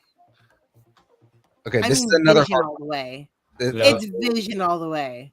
See, here's the thing, and we're talking MCU, right? Mm-hmm. Shuri literally had Vision by the balls. She knows everything about Vision, and she's one of the smartest characters in all of the MCU. Also have to remember that they haven't shown it yet, but she is going to be Black Panther at some point. Vision is an all-powerful character. He is essentially the equivalent of Martian Manhunter in Marvel, right? Problem with that is, again, you're going up against somebody who knows how to get around all of those kind of things in science. And at this point now, she also knows how he works, and she knows every weakness that he has. Mm-hmm. So it's not a clear cut, like, oh, Vision wins, mainly because someone like Shuri knows all the ways to stop someone like Vision. You just got the chat talking about Vision's balls. Why is the chat talking about Vision's balls? I'm so confused now. Marissa said, "Does he have balls?" And James He has Navarro children, so yes. You'll have to ask Scarlet Witch that question. said, Yeah. Why? That's the thing you have to ask. Why did Tony give him balls? Because Tony knew that he was going to, or maybe Vision gave himself balls. Maybe. Remember that he can turn into anything. So including John Holmes. yeah, he's a shapeshifter. So You said Shuri had him by the balls, and that's what got the chat talking. Yeah. Oh my god, that's where that came from. Is because I said Shuri has him by the balls. Yep. You guys are terrible. You're the worst. And that's the thing. Camp Smith said, "What about white vision? Is it regular vision or is it white vision?" That's kind of a fair point. It's kind of a fair point because White Vision doesn't remember anything, and he's a little more savage. Mm-hmm. Because he's not quite anti-Vision, which is a whole different monster character in the Marvel universe. Mm-hmm. I don't know. Does anyone have a photo of Shuri? You don't know? You don't know who Shuri is? I have no idea. So you've seen Black Panther, right? I have seen Black Panther. Yes. His sister. His sister. Yeah. No way. No way. Yeah. But what are those? Yeah. That's Vision all the way. I mean, no. Well, like I said, in you think of Endgame, right? Or not Endgame of Infinity War. Mhm. Like literally, when they're sitting there trying to figure out how to fix Vision, she like walks them through everything. Is like, well, why didn't you do this? Because we didn't think about it. Like, could she fight him? Is what I want to know. No, I don't think so. Well, that's what I'm saying is she does have technology to stop all kinds of different things. But her real advantage is she knows all of his weaknesses. She can build something to stop him. How do you know she knows all his weaknesses? Because she literally went through all of his code to try and fix him. I think she could put up a very good fight. I think it would be a very long time and they'd have a very long fight, but I think inevitably he would win. Yeah, Vision's pretty badass. If she doesn't get to some sort of kill switch or something, Right. I think it would be over for her. If it's just them, like in a Street Fighter video game. Oh yeah, no. If it's just them in a street yeah. fight, yeah, it's Vision all day. But like the whole Right. thing is the idea being, I'm hinging on that. There's prep going on this, and Shuri's the kind of person that would have a contingency. So if someone goes crazy, then there's a contingency on how to stop them. I mean, I'm sure she could hack him. She could use all her tech. That's why I'm saying is that's where she has an advantage. Like she's smarter than Tony. Yeah. Yeah. You know, that's where she has an advantage. Is if she's smarter than Tony Stark, you know, she definitely has an advantage over Vision because she can outthink anything that Tony and Bruce could have come up with. She did, because she started asking them questions and said, well, why didn't you do this? And they're like, because we didn't think about it. But are they fighting or are they doing a spelling bee contest against each other? No, that's what I'm saying is that she has the tech to stop him, is what I'm saying. But I don't think she would win. I think she would like put up a good fight.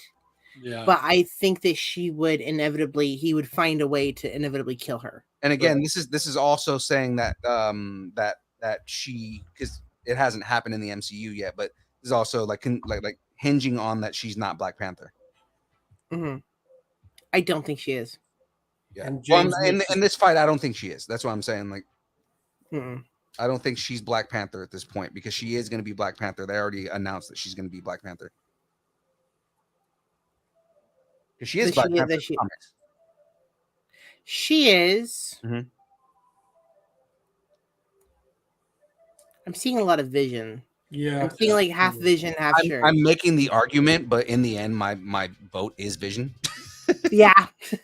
Like I said, I make the argument because a lot of times, you know, I'll say things that people don't really think about, and a lot of times it'll change people's minds on what they originally thought. You know what I mean? Mhm. And we are going to eventually see Scarlet Witch, and she lacks vision.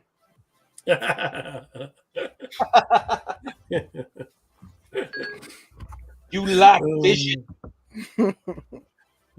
Okay. Did anyone see Doctor Strange? Yes. Okay. Scarlet Witch kills all these people. Mhm.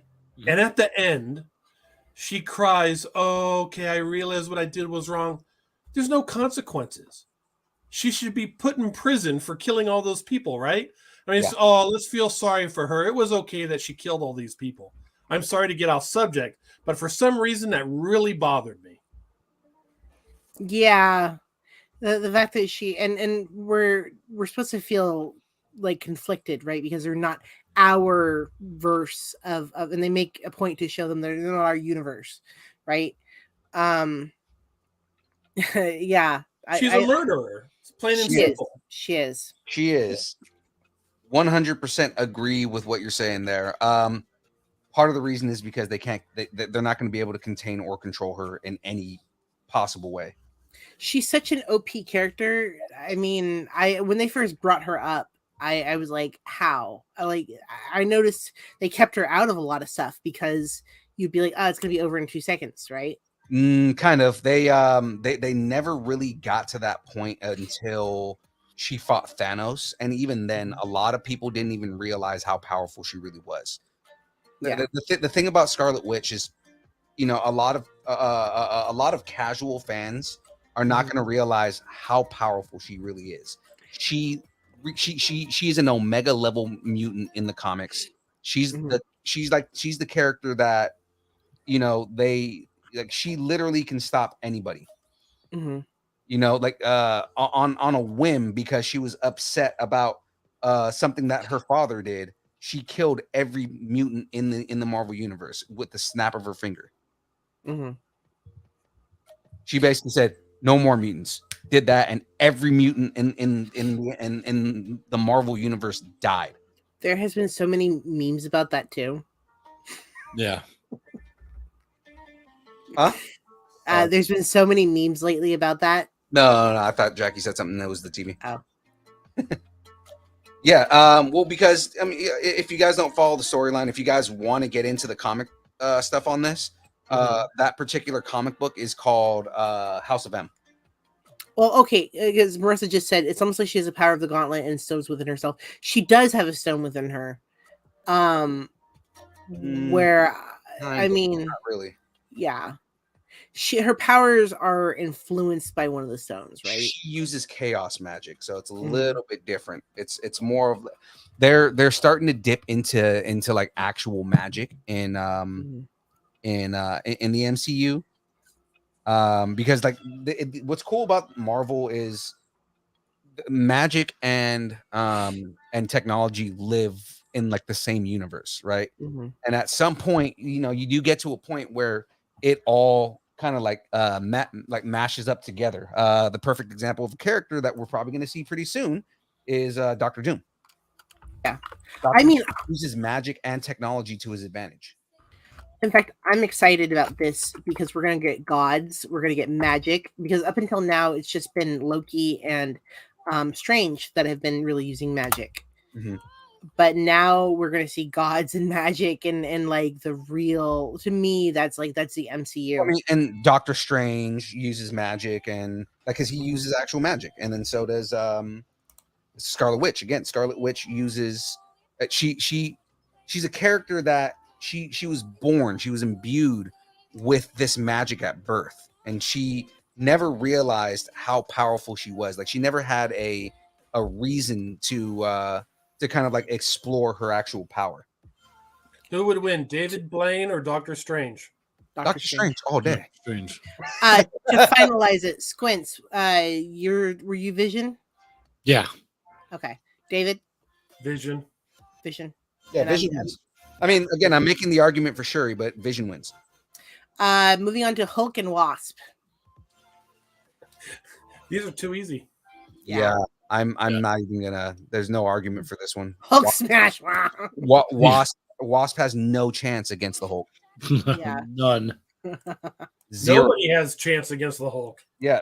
Again, we're talking Omega level characters. The Hulk, he hasn't even come close to the level of power that he has in the comics, and that's why a lot of people get upset about like where the Hulk is in the movies. Mm-hmm. But yeah, he World Breaker. I'm waiting for World Breaker Hulk, but World Breaker Hulk gets to the point where he can't even walk. Like, he can't even take a step without the earth shattering beneath his feet. Right. World Breaker Hulk is a freaking monster. Well, but wouldn't Hulk squish him rather than smash him? Would Yeah. Hulk Wasp. switch the Wasp? Yeah. This would be a great question for Lou Ferrigno to answer. Yeah. Yes. Yeah.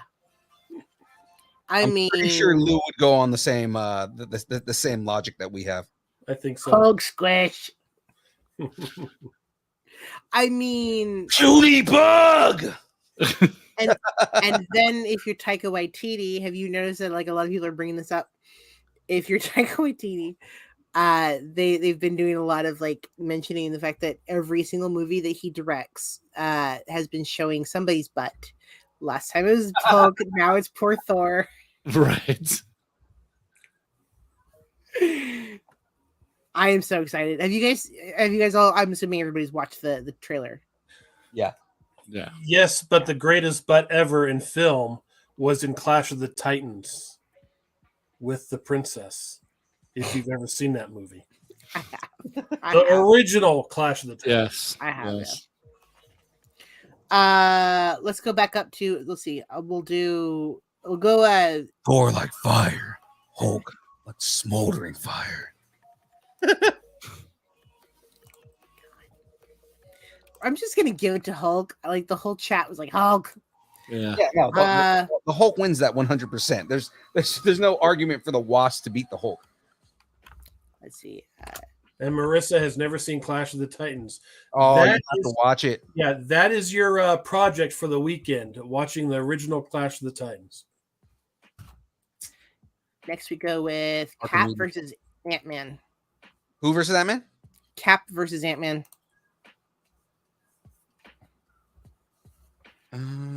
Have we seen this fight before? I think we have seen this fight before. I am gonna lean on Steve Rogers on this one. Yeah. Same. Captain America. I mean, Yeah. I mean, again, there's an argument for Ant-Man to win that fight, but tactically, Ant-Man wins. Captain America was Marvel before Marvel. You can never go wrong with Captain America. Right. He always finds a way to win, even when he's up against it. I can do this all day.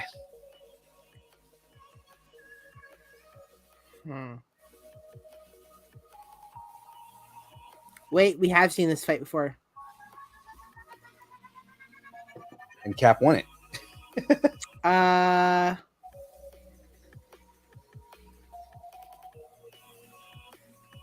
Wait, nope. I think they were on the same side. Nope, they were on the same side. In the movie, yeah. What did he say? He goes, Cap needed me. We call him Cap, you know. Yeah. All of us that were on. I think if it was a battle and you told Ant-Man you have to fight Captain America, Ant-Man would automatically back down and say, no, I'm not going to even do that because I have too much respect for Captain America. Right. Yeah. I mean, Cap would win. That one was easy. 100% Steve Rogers would win that fight. So next we'll go Vision versus Hulk. That is a difficult fight because of how OP both of those characters are. Mm-hmm. Who? I think ultimately I'm going to go with the Hulk. Oh, Hulk, yeah.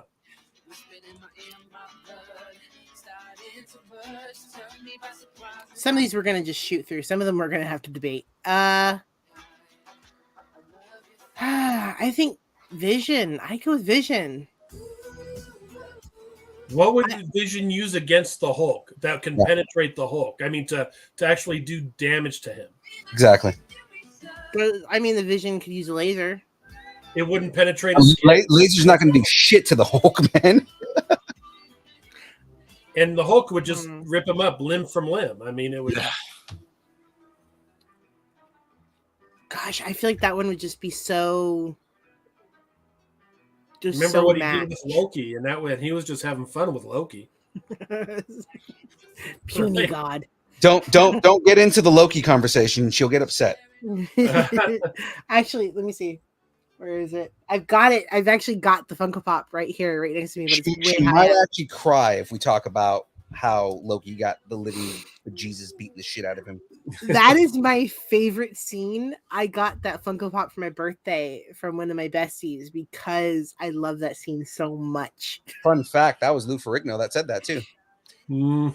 He was still voicing him at that point before they switched it. Really? Yeah, Lou Ferrigno was still voicing the Hulk in the early stages of a lot of the Marvel stuff. But he voiced that? Yeah, he said puny god. Lou Ferrigno is the one that said puny god. I need to get him to sign that.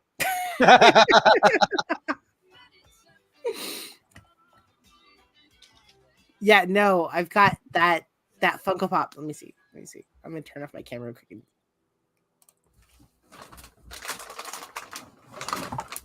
Puny god. Yeah, let's He goes, create. I am a god, you drow beast. Let's create says Hulk has like Superman skin. Nothing can penetrate it. There's been arguments about what happens when the Hulk and Superman fight. And it's a hard argument. I think ultimately Superman wins that fight.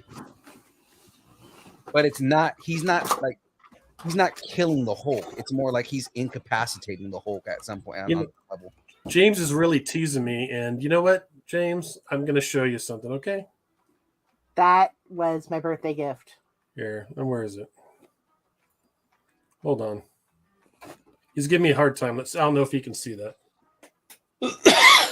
Do you really? There you go. Ah! No.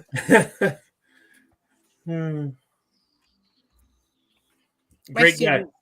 My students frequently threaten to steal my phone.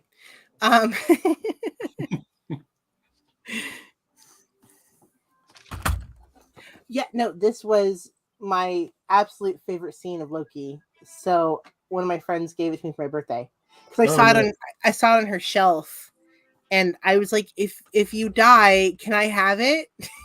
Can I ask you a question though about Funko Pops and Loki? Because I have a small, tiny shop, and I have Loki Funko Pops and Kid Loki Funko Pops, and they don't really sell. Why is that?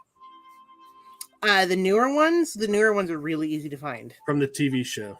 Yeah, the new ones are super easy to find. They're like nothing. The older ones, people fight for them. Right. Okay. I was just curious. I won't buy any more. Yeah, no. Super easy to find. They're still all over Target and everything. The one that people do fight over, I've got him. Do I have him? I was about to say something that was going to offend the shit out of Phoenix right now. What? I was going to say, you know why the Lokis don't sell? Nobody gives a shit about Loki. Oh, everybody gives a shit about Loki. Everybody gives a shit about Loki. See, like I said, she's going to be like, no, that's not true. That's impossible. Tom Hiddleston. This is the one Funko Pop that everybody's fighting about, which is Alligator Loki. I was going to say, is it Gator Loki? I know that's a rare one. Like a lot of places that we've been to, we've actually when James sells pops, a lot of places will ask specifically if there's a Gator Loki. Yeah, I've got. Calm down, Luke. Loki Funko, yes. I've got almost every Loki Funko Pop that you could possibly find right now. I think I'm missing like 3 that from the original movies. That's it. Go on eBay. I know, right? Well, I actually have friends that do that stuff for a living. Like they go and deal in Funko Pops and stuff, and they go to all the shows. And every once in a while, they'll bring me a Funko Pop.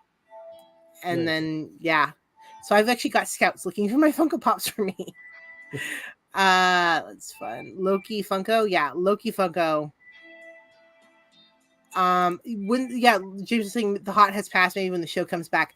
Loki will be shooting in London this summer. In fact, I think it's starting next month.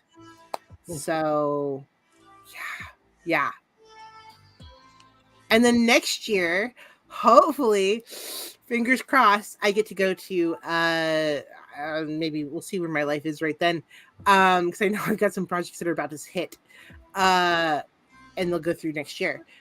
But hopefully there'll be Star Wars, and then I'll go visit where all the Loki stuff got shot. Hopefully. My Hot Topic had a small restore of the Alligator Loki, and I bought 2 of the 3 they had. Yeah. London is calling, James. London is calling. Okay, so what did we decide? Vision versus Hulk? Hulk? Oh, for sure. Yeah. Okay. I don't even think that's that's not a fair fight. Okay. So the last one we have on that one is Cap versus Hulk. And this has happened many times. This fight has happened. Yes. I mean, Captain America, I'm sorry. Because the Hulk cannot penetrate his shield.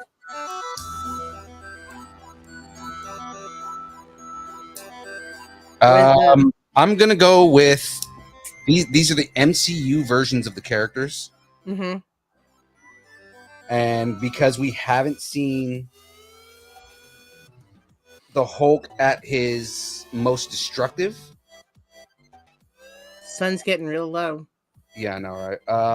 I think I'm gonna go Captain America on this. Yeah. I have to agree. If we were going comic book characters, that shield means nothing when the Hulk gets to certain levels of strength. Because the Hulk has been able to destroy metals from other planets, and it has been established that that shield is only that's only the strongest metal on Earth. I feel like Cap would just call Natasha if she's alive. That he would just call Natasha. Natasha's dead though. Okay, so we're saying Natasha's dead. Cheater! It's the MCU at this point, and we're talking about the Hulk getting to a point where he becomes World Breaker Hulk. Okay. At that point, Natasha's already dead because we haven't gotten World Breaker Hulk yet. So, are you? Sun's getting real low, big guy. Are you voting Hulk, Phil?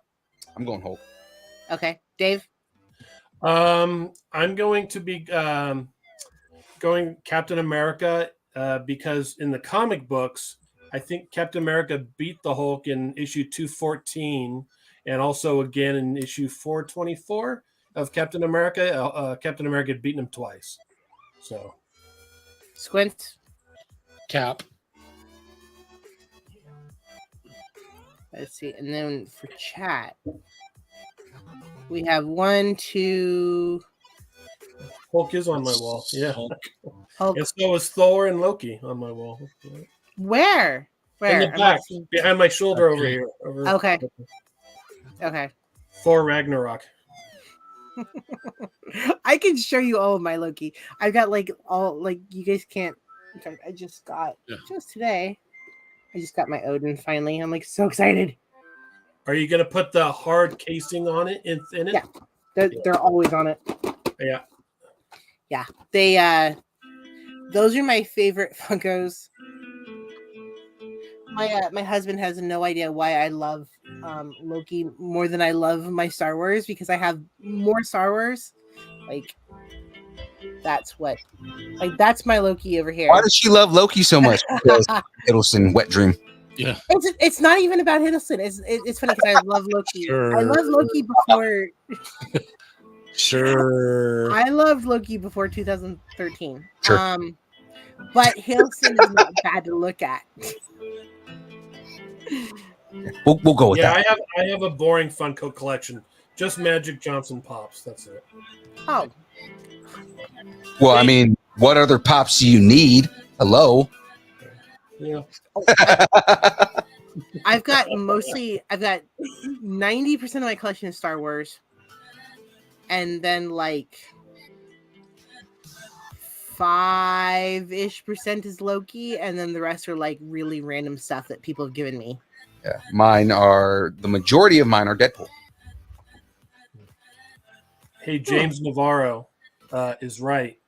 Reb Brown's Captain America would charm the Hulk to death. That's 100% true. Now, okay, so since we're getting into that, Reb Brown's Captain America versus Lou Ferrigno's the Hulk. You took the words right out of my mouth there. Yeah. Because they never met. Remember that? Well, I mean, they've met, but they never met in a movie universe. And they're friends in real life. I'm gonna let you call this one, Squints. Is it Hulk or Cap? Because we've got two Hulk, 2 Cap in this one. Let's see. So he's relishing the power in his hands right now.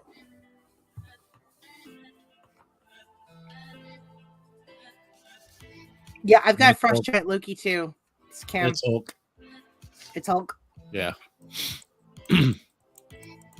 All right. Oh God, poor Loki. I hope that Loki. I'm gonna die if Loki goes and gets him. All right, so I do have that, James. I do have that one, James. I'm gonna Padme this biatch. All right, we're gonna go into Thor versus Drax. Thor. Yeah. Thor. I don't think that's a contest. Drax the Destroyer is a very savage character in the comics, but the thing is like I don't see him beating Thor. What if Drax stands very still? And he might evade him, but he's not going to beat Thor.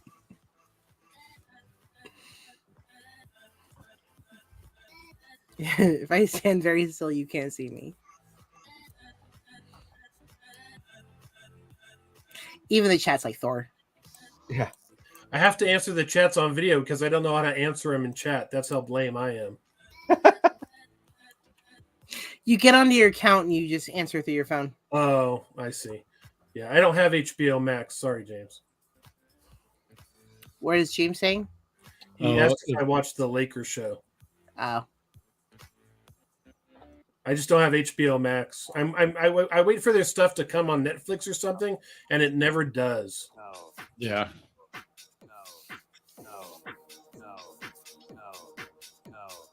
I see Thor. What about you, Dave? Thor or Drax? You know what? Drax, if I'm going out for a drink, it's going to be Drax every time, man. He would be my ultimate drinking buddy. But in a fight, it's Thor, hands down, not even close. Wipe the floor with him. Yeah. Yeah. I don't think they've actually met, have they? Like as friends? No, they've met because he's on the ship. Yeah. That's what I'm saying. We've got the Asgardians of the Galaxy at this point. Yeah. As Guardians of the Galaxy. I love it. That's funny. Oh, I'm so excited about the Thor movie. You know that's a comic, right? As Guardians of the Galaxy? Mm-hmm. Yeah. I'm looking forward to seeing Natalie Portman CGI'd with buffed arms. That's not CGI, dude. Not Did you CGI. have you seen the pictures of her ripped ass arms? No. Dude, she's ripped. She is really that buff, man. Like I guess like she was working out with Hemsworth. Mm-hmm. And like Hemsworth did like all of her training, but she is fucking ripped, dude. Yeah. Oh, hi, Van. Kyber Caves. We're at all Kyber Cave in the building now. What up, Kyber Cave? Yeah, no, Natalie Portman put on a shit ton of muscle to play this character. Yeah. Padme's all buff. Padme is hella ripped right now. I like Padme as Padme. Can't change her. Yeah, it came out a while back that she was like putting on a shit ton of muscle for this character. Mm-hmm. Now, in reality, Padme would never be dating Anakin. It would never happen. I know when Obi-Wan was standing right there. Right. Well, well, Obi-Wan is too loyal to the Jedi beliefs, so Yeah, Is he is would never have look you at another girl. he is. have you watched the rest of the series? Oh yeah, I know what you're talking about. Mm-hmm. No, I'm waiting for it to come on pirated DVD, and then I'll watch it. Just know that Obi-Wan's a bad boy. Oh, so now they're ruining the character like they ruined Boba Not Fett. ruining. It has been canon for a very long time. I'm sorry. Oh, are you talking about the relationship with a certain Mandalorian? Yep. Obi-Wan's a bad boy. Padme's a cougar going after the younger guys. Ouch, James. Let's just give it to Thor then. All right, here we go. Loki versus Nebula. Ladies and gentlemen, because of the Padme incident, I need everybody to do me a solid. No, vote And vote for Loki if you Nebula. love me. I need you all to vote for Nebula. Why? Because a certain somebody that is facilitating this Bracket. this bracket right now got a bunch of people to vote Darth Maul out of a bracket in favor of Still don't know how that happened. in favor of Padme, and said that she made it so that Padme beat Darth Maul in a fight. Well, people argue that Ben Kenobi should never beat Darth Maul in a fight. You know, Mhm. he just got lucky that one day. But that being said, we are 100% voting for Loki to be beaten by Nebula. I think that Loki would do a very good job up against Nebula. Nebula. I'm sorry, Amy Pond is the hottest Doctor Who companion ever, and I would have to go Nebula. But he would, I think. Here's what I think. I think he would magically rip her apart. No, I don't think it would happen. Because she can be disassembled, right? Yeah, but Loki can get stabbed. So Okay, have you ever seen stabbing kill Loki? Loki never really wins in a fight, though. I mean, true, he never wins a physical fight. Because it's all in his strength is in the mind, but physicality he never wins. I feel like he would find a way to kill her. I feel like it would be magic. It would be some sort of magic that he would use. No, he would totally get his ass kicked. He kicks I'm not sure if Let's Create is talking about Loki or Darth Maul. Yeah, Loki would totally get his ass kicked by Nebula. Loki died by Nebula's dad. Thank you, James. You're so helpful. Yep, 100%. That is 100%. Yep. James is genius. Yes. He got choked the fuck out.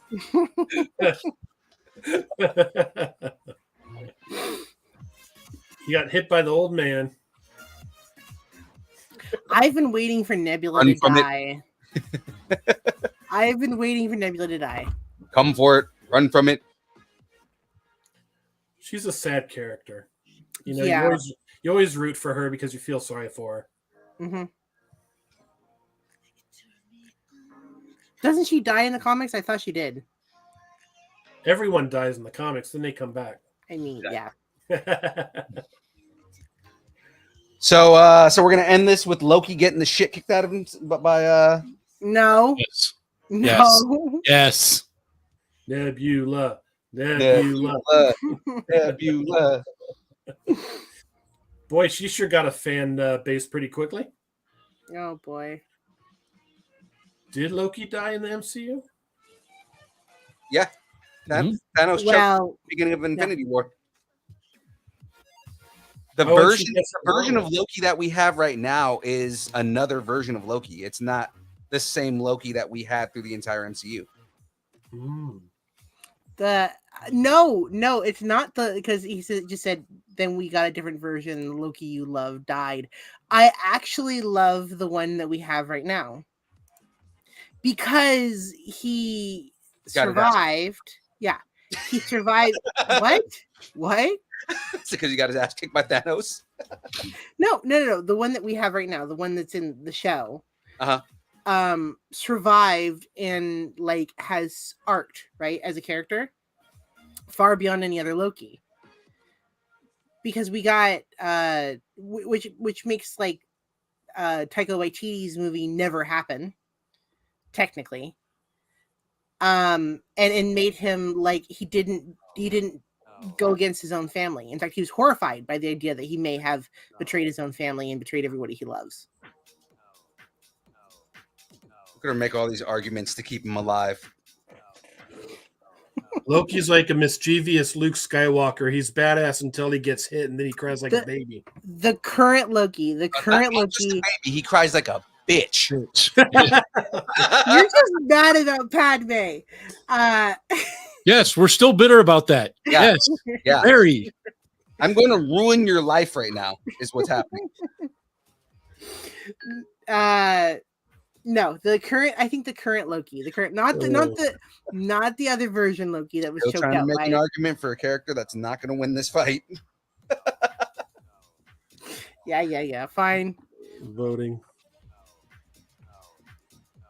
I see one Loki, two Nebula.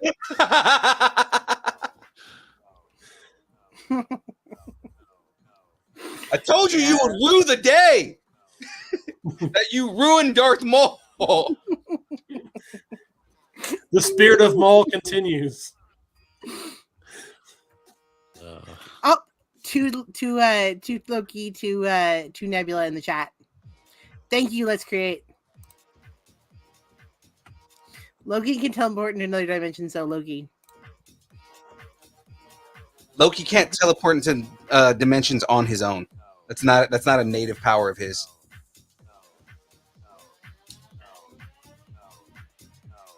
Yeah, he does not need to fight. He just disappear. He can. In the final Loki episode, he did. In the final episode against Hulk, didn't he? He sure disappeared pretty well against the Hulk. But that's not the. Oh, he's not going to fight the Hulk one-on-one. He will not fight the Hulk because the Hulk. He knows that Banner will just fucking crush him again. James is right. He says, "Quit stalling. It's Nebula." She's not gonna concede this.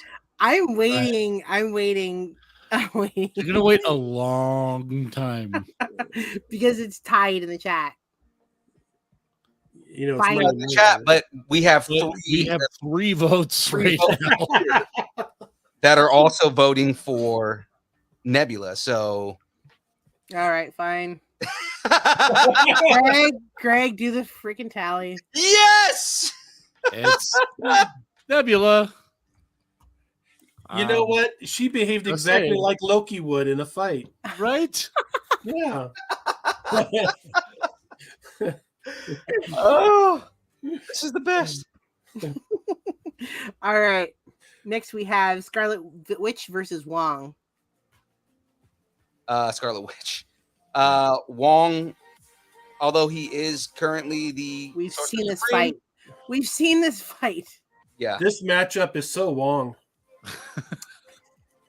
Wong had to be saved.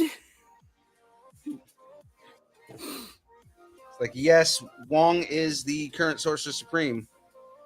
He is not going to hold any kind of candle up against Scarlet Witch in her full capacity. Yeah. I mean, he had to be saved by Doctor Strange.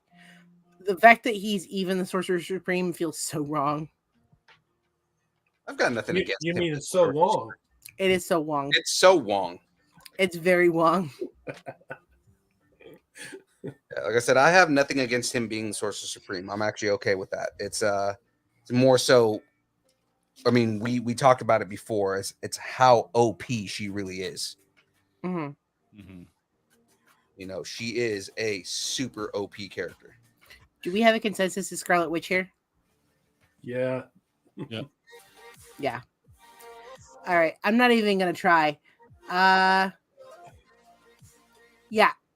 Pretty much everyone's seen Doctor Strange. Doctor Strange versus Valkyrie. Doctor Strange versus Valkyrie. Strange. Doctor Strange. Yeah, I'm kind of leaning Strange on this. Yeah. Valkyrie is a goddess, and she also is like not just a goddess, but she's like a warrior goddess. You know, you got to remember, like, she is the one that brings the dead to the afterlife. You know, so I mean, like, she kind of, you know, they were considered to be the strongest warriors, but again, he is on the other side of the spectrum. He is the Sorcerer Supreme. Yeah. I mean, Well, you know, I guess technically he's the Sorcerer Supreme, but I mean, like, you know, he might not be the Sorcerer Supreme right now, but he is the Sorcerer Supreme. Doctor Strange has so many hidden powers, though. I mean, Yeah. You know, in the movie where Doctor Strange and America Chavez, they were going through all the different dimensions, turning into cartoons and stone and all this other stuff. I don't even think Valkyrie could make it to the 5th level on that. You know what I mean? Yeah. I mean, Doctor Strange is so powerful. He has so much power and so much potential that he doesn't even know he has yet. You know what I mean? And they haven't even gotten through all the different things that Doctor Strange is capable of doing. Like, they've only scratched the surface on a lot of the powers that Strange has. Like, you want to talk about OP characters. Strange is an OP character. I feel like they're doing that with all the characters though. Even Loki is like, I didn't know I had this power, and like Doctor Strange is like, I didn't know I had this power, and like Scarlet Witch is like, I didn't know I had this power. So I mean, I think they're doing that with a lot of the characters right now. Well, Scarlet Witch is a different monster though, because she's still figuring out who she is. Mm-hmm. And now she just realized the mantle of Scarlet Witch. You know, so it's just kind of like, you know, she didn't realize how powerful she is. Whereas someone like Doctor Strange, it's more like he's still acquiring knowledge, you know. And a lot of it, like a lot of the story behind him is, again, his hubris, a level of hubris that he has, and just, you know, him having to come to terms with his own humility, right? So that way he can learn more and become a more effective sorcerer supreme. Now, if we were talking about who's better with the ladies and doesn't strike out, then it would be Valkyrie. But yeah, I think ultimately I would give this one to Strange. Even the chat agrees. Yeah, It's Strange all the way. I'm still waiting on him to say, by the hoary hosts of Hoggith. If you're a Doctor Strange fan, if you've ever read a book, yeah, like, that's the one catch line I've been waiting for, as cheesy as it is, because it's like the Doctor Strange equivalent to Elementary, my dear Watson. Mm-hmm. You know, it's like the cheesiest thing ever, and he doesn't necessarily have to say it, but it's one of those things where I want him to say it at least once. That's so strange. I know, right? Like, I want to see him, like, you know, get into a situation where he's like so overwhelmed and he goes, by the hoary hosts of Hoggith. You know, like that. You can do that and make it not super cheesy. Right. I mean, he's obviously still got the Eye of Agamotto, so I'm sure we might hear him say it. Yeah. And he's shown that it still works, so without the tone. By the hoary hosts of Hoggith. But yeah, I'm done with the build for the day. I'm just throwing that out there just because I'm not going to open another bag when we're technically going into overtime right now. But just so you guys see, whole fender on the side right there. So like there's a fender on the side.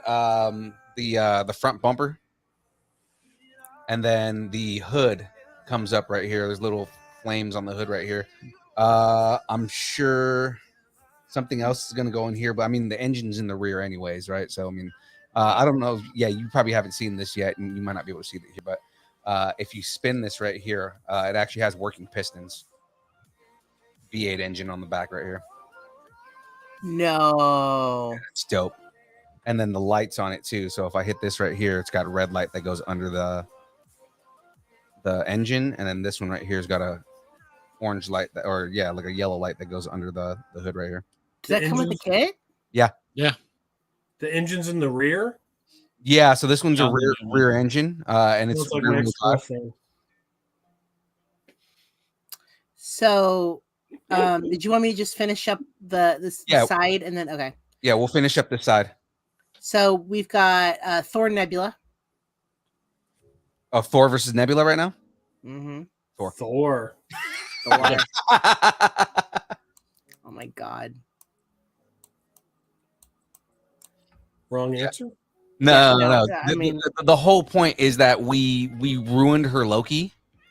Yeah. And then she immediately just flounders against the next person. Which, you know what's funny is if Loki would have won that fight, he still would have lost against Thor. Yeah, you would. Yeah. Because that's the thing is that Loki's got more, he's got the cunning, and things like that. But in a one-on-one fight, Thor will fucking mop the floor with him. He would have gotten his butt kicked by Hulk eventually. I kind of wanted to see it. Okay. Yeah, the shot's like Thor. Yeah, Thor 100%. Yep. Okay, so we'll do Scarlet versus Strange. Oh shit. So we saw this fight. Are we Doctor gonna Strange one in the movie? Right. I was gonna say, well, Strange won in the movie, but we're going MCU rules on this, right? Mm-hmm. Strange technically won, but the thing is that I don't know. I can do a spoiler. It's been like 2 months, right? So it's Yeah. Technically, Strange didn't win.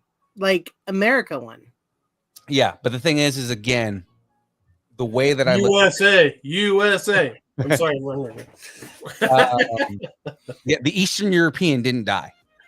Mm-hmm. They allude to her dying at the end of that, but we didn't see her die. We saw a building fall on top of her, and way worse has happened to Wanda than a She's building still falling on top of her. Yeah, She is way alive. Yeah. yeah, she is the most OP character. One-on-one, Wanda versus Captain Marvel, Wanda would fucking destroy her. Well, here's my argument for that too. That's Mhm. true. Because there's two Visions. I have a theory. There's got to be two Wandas.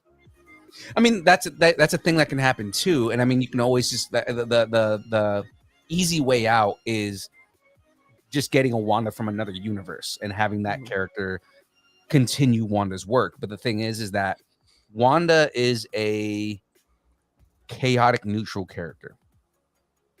She's both a good guy and a bad guy. Her motives are usually self-serving. So it's not that she is, I'm a bad guy and I want to rule the world and everything like this. She has nothing to do with that. She's a bad guy or a good guy depending on what's happening in the moment. Mm-hmm. Right. And I think it would be better, for, at least for Wanda, Mm-hmm. that it was just one Wanda and two Visions. Well, the thing is that so the Vision that she fell in love with, like he's gone. That he's dead. You have I think I saw a movie like that. God. You have anti-Vision at this point, and he's kind of like relearning, the things about Vision that made Vision. I mean, he's relearning all of those things. So it's like, at some point he may, become Vision again, right? I mean, in the comics he does. In the comics, anti-Vision becomes Vision again. So I mean, like, we'll probably end up getting that at some point. But again, Wanda is a self-serving character. It's the same thing that I hope they do with Dr. Doom. Because Dr. Doom, not that he's a good guy, but Doctor Doom is a bad guy, but he serves his country. I'm missing something. I think Phoenix and I are the only one who gets it.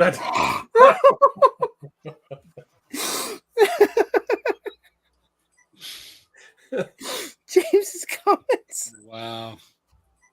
I just saw it. Okay, I see. I would definitely be laughing if I was looking at the comments right there.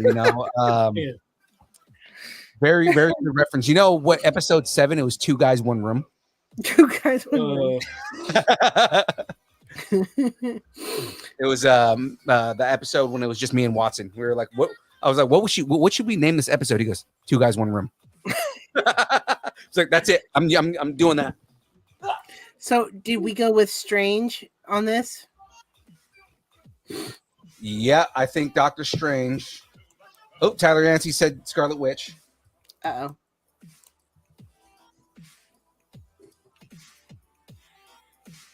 Go ahead and change my camera here. I think the movie just already answered it for everybody. I mean, in the MCU, Technically, there was no winner with that one. I feel like there was no winner. Well, Strange completed what needed to be completed. He got done what needed to be done, and that's where the victory came. Mm-hmm. Right. It wasn't necessarily that he defeated Scarlet Witch, as it was that he just kind of stopped her in the moment. Like a lot of the defeat on that was really more so him helping her come to terms with what she was doing was wrong. Right. Getting away with murder. Yeah. Let's Create says he thought this was a PG-13 stream. It's no, not. This stream technically is NSFW, but I mean, yeah. We try to keep it clean, but they slip up. It happens. Yeah, and Tyler saying he hasn't seen the movie. He's going purely based on comics. And again, I mean, we're gonna get into technicalities. Like, in a fight, he technically didn't beat her. She kind of like defeated herself. And then he got her to defeat herself. So it's sort of right. She didn't beat him. America Chavez did. Scarlet Witch wins. Spoiler alert. I mean, he talked her into stopping, though. Yeah. Right. Bottom line, Scarlet Witch lost. Use the time. She didn't win, so technically he won. She didn't win, so he won. Right. It's like football. He won by a field goal in overtime. Mm-hmm. Yeah. Next one we have is Thor and Strange. Thor and Strange. Thor. I don't know, because the thing is that Doctor Strange so far in this universe has defeated 2 gods. But I mean, he couldn't even beat Spider-Man, really. I mean, but he was holding really back either. Yeah. Yeah. He stopped Dormammu, and even though you don't see his full power, he fought and defeated Shumagorath. I have to agree. I think that Strange would probably kick Thor's butt if he wasn't holding back. I don't know. It's hard to call, because the thing is that, again, Strange. My argument for Strange is, again, that he beat Shumagorath and he beat Dormammu already, and they're both gods. You have the god of the dark dimension, and Shumagorath is a ancient deity that basically is like the eater of worlds. So like you have these 2. And then he defeated Nightmare too, but I mean, like, that was super brief too. But I mean, like you have these characters that Strange has beaten that are on the same level as Thor. Now, Thor, the argument for Thor is he's more seasoned in battle, right? Thing is that he is a little headstrong and he is a little naive, because he might go straight for physical when Strange will outthink him, right? So that's kind of the argument for Doctor Strange, right? Whereas Thor, I mean, you have a hammer and an axe made out of freaking the core of a dying star. So I mean, like, Well, I noticed with Doctor Strange, in the movies, like he would do those little spells with his hands. And the whole time I'm watching that, I'm thinking to myself, if he fought someone with extremely fast reflexes, they would get to him and beat him to a pulp before he can even conjure a spell.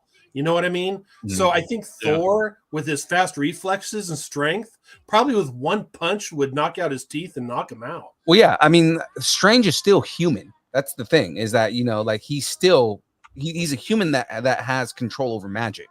And I mean, he can block a lot of things. There's a lot of things that he can do where, Strange, they talked about this in something that I was reading, where Strange at this point has the power to conjure magic without actually having to say the spells.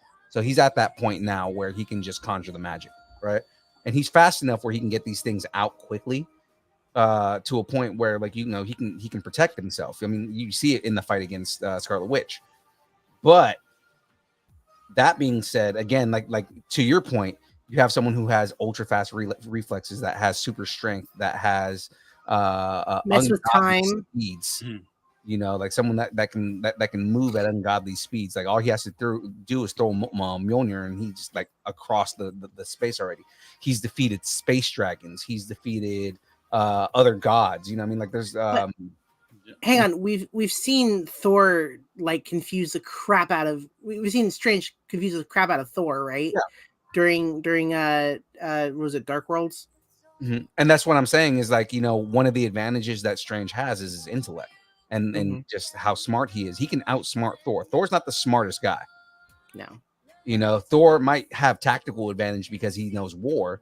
He's not a smart dude, though. He's not, man. And they've shown that over and over again in the MCU, that Thor is not a smart guy. I mean, Strange can just drop him through a few dimensions, like mess him up a little bit. Yeah, right? I mean, I've been falling for 30 minutes.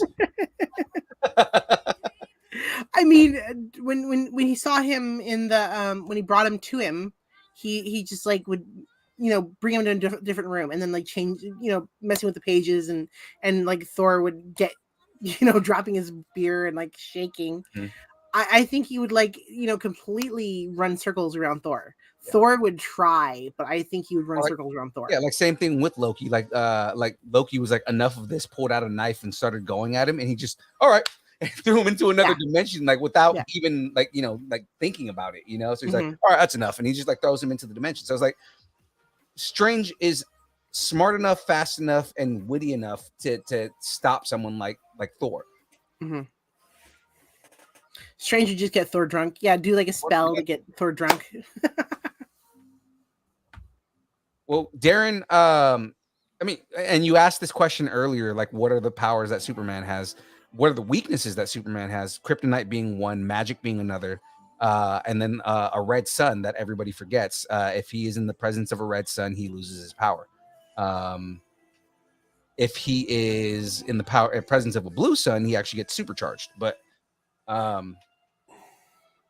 yeah, Superman has a lot of weaknesses that a lot of people don't realize. Dave, what do you think? Well, I'm going to go with Thor because I just don't see how Strange can conjure up multiple spells consistently to fight the speed of Thor. I just don't see it happening, just in my opinion. Well, he also fought Thanos. Remember, he held off Thanos. And Thanos easily bested Thor. Yeah, I think holding off and winning, though, is... I don't know. I just don't see it. Mm-hmm. Thor would get completely confused as Doctor Strange throws him through things and messes with stuff and confuses the hell out of him with dimensions. I think that Thor would just lose his cool eventually. It's again, and this is another one of those ones that's tough for me because I like both characters and I don't want to see Thor be taken out by anybody. I mean, Thor is a great character. Just I feel like Doctor Strange has an advantage over him just based on knowledge, power, and just how fast he can outthink Thor. it doesn't help that Strange is my second favorite character behind Loki. I say that, but the thing is like I am making like a legit argument that Mhm. that I think Strange could beat Thor. Mhm. What do you think, Squints?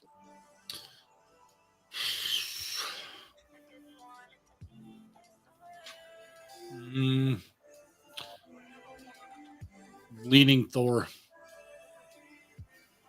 We're gonna end up in a tie with the chat. I know this. Yeah, go ahead and tally up real quick. I think I am gonna go Strange on this one.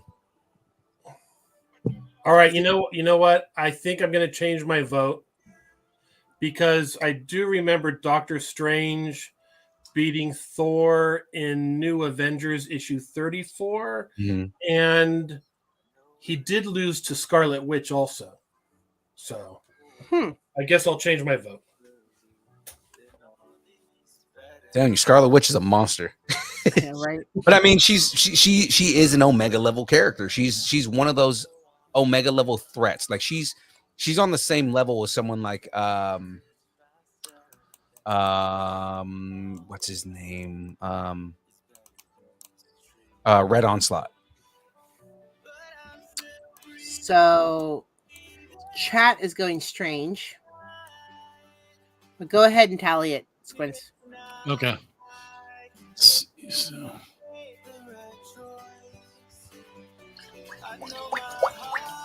Even Prince Namor defeated Thor. Namor's a different monster. Yeah. Isn't Namor supposed to show up soon? Supposedly he's going to be in Wakanda Forever.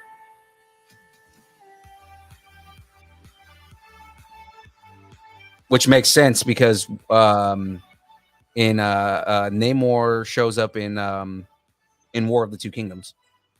Ooh. It's a war between Atlantis and Wakanda, and it was orchestrated by Doctor Doom, so Doctor Doom could get into the into Necropolis. It's So he could harness strange. the power of Necropolis.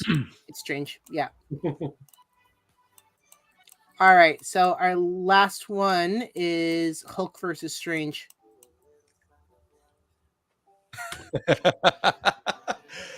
Hulk versus Strange. I'll make the same argument. I feel like we're making magic versus brawn. And magic It's different. It's a different level of brawn, though. It's not the same level of brawn. And again, I don't know. Let's clarify the rules of this fight. All right, Strange. We already know where we're at on this, right? Mhm. The Hulk. Are we? Is he in his current form? Like in So his current MCU form? So the dumb Hulk or smart Hulk? Well, is he Professor Hulk? If he's Professor Hulk, he's not as strong. Yeah. Professor Hulk is a lot smarter and thinks a lot, but because Banner has control over the body, he holds back a lot. Whereas when the Hulk takes over, he's just pure rage. And he tends to be a lot stronger. So that's the whole thing, is if he's Professor Hulk, like he is right now in the MCU, then Strange has a complete advantage over him. I have this whole time when we were voting earlier, I was imagining that he was just Hulk. Like he Now, wasn't. I was gonna say, if he's Hulk, like the Hulk that I've been arguing, the comic version of the Hulk, he might have an advantage just because he's gonna have strength and speed, even over Thor. Because remember, Planet Hulk, at that point, what's his name? He was another Thor. I'm trying to remember his name right now. But he beat him in the arena.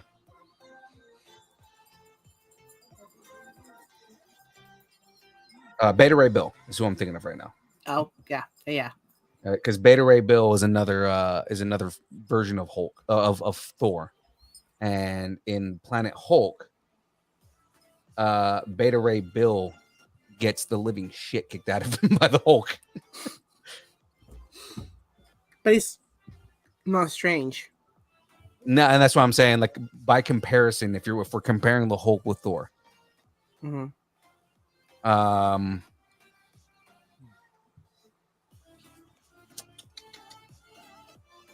I don't know. I think this is another hard one for me because Hulk is another like high level character for me. I think in the end, I think with the arguments we've been making and where they are in the MCU, since we're going best MCU character, I think I'm gonna go with Doctor Strange. I'm gonna have to go Strange too. How about you, Dave? Well, comic book wise, Mhm. Hulk obliterated Doctor Strange not once but twice Right. in World War Hulk. I mean, it wasn't even a challenge. Exactly. Um, And that was the argument I was trying to make. Is Right. But if No. we're going MCU, like Right. the MCU movies and the Yeah, I have to go Hulk because the MCU, it's so you only have so much time, really, compared to the comic books. And if the MCU was able to bring itself out like the comic books, I think you'd see very similar. So I really do think, I mean, the Hulk in the MCU movies would do exactly the same as he would have done in World War Hulk. And the Hulk is well, like Stan Lee said, is the ultimate. Nothing can beat the Hulk, and and that's where I have to go with that. With the Hulk, you can't stop the Hulk. You have to incapacitate him in some way. It's the same thing with Doomsday in DC. Is you can't kill Doomsday. All you have to do is find a way to contain him. But Right. I mean, so are we doing death to the death, or are we doing just somebody? Well, no, it would be Yeah. like one-on-one fight. It would be like if they got in a fight, who would win. And that's why I'm saying currently in the MCU, we don't really have a version of the Hulk where he's become the giant rage monster that he can be. And especially because right now, and we know he's still Professor Hulk because of the trailer for She-Hulk. He's Banner as the Hulk, so we And- know that he's still Professor Hulk. And nothing can contain the Hulk. Mhm. I mean, even Stanley says that there is nothing that can contain him. Mhm. Even if you were to put him in a multiverse, you will not be able to contain him. Mhm. Well, And Hulk hands down. I've just been thinking of him as like Ragnarok Hulk. When they found him Mhm. on Yeah. the planet. And that's kind of that's where I was leaning Hulk is like, okay, well if he's Hulk in Ragnarok, that's where the Hulk is taken over, and the more pissed off you make him, the stronger he gets. That's how World Breaker Hulk even becomes a thing, is because he gets so enraged that he can destroy a planet with a single punch. Right. Mm-hmm. Yep. But I mean, like going back to the argument where I think Strange would play with him, kind of the way he played with Loki and Thor. The other thing too is they haven't really. No, they did. I was gonna say they haven't really addressed that the Hulk lives in his subconscious, so you literally can't kill the Hulk. And I thought about it. It's like, no, they did address it because in the first Avengers, he talks about how he tried to commit suicide and then he turned into the Hulk and spit the bullet out. Yeah. So that, I mean, they have established that you literally can't hurt him. Mm-hmm. You would have a better chance of stopping the sun from rising than stopping the Hulk. Mm-hmm. But again, is this to the death, or is this just to incapacitate or stop or? I don't think Strange has any spells that could actually stop the Hulk. Even a binding spell wouldn't work because the Hulk is strong enough to get out of it.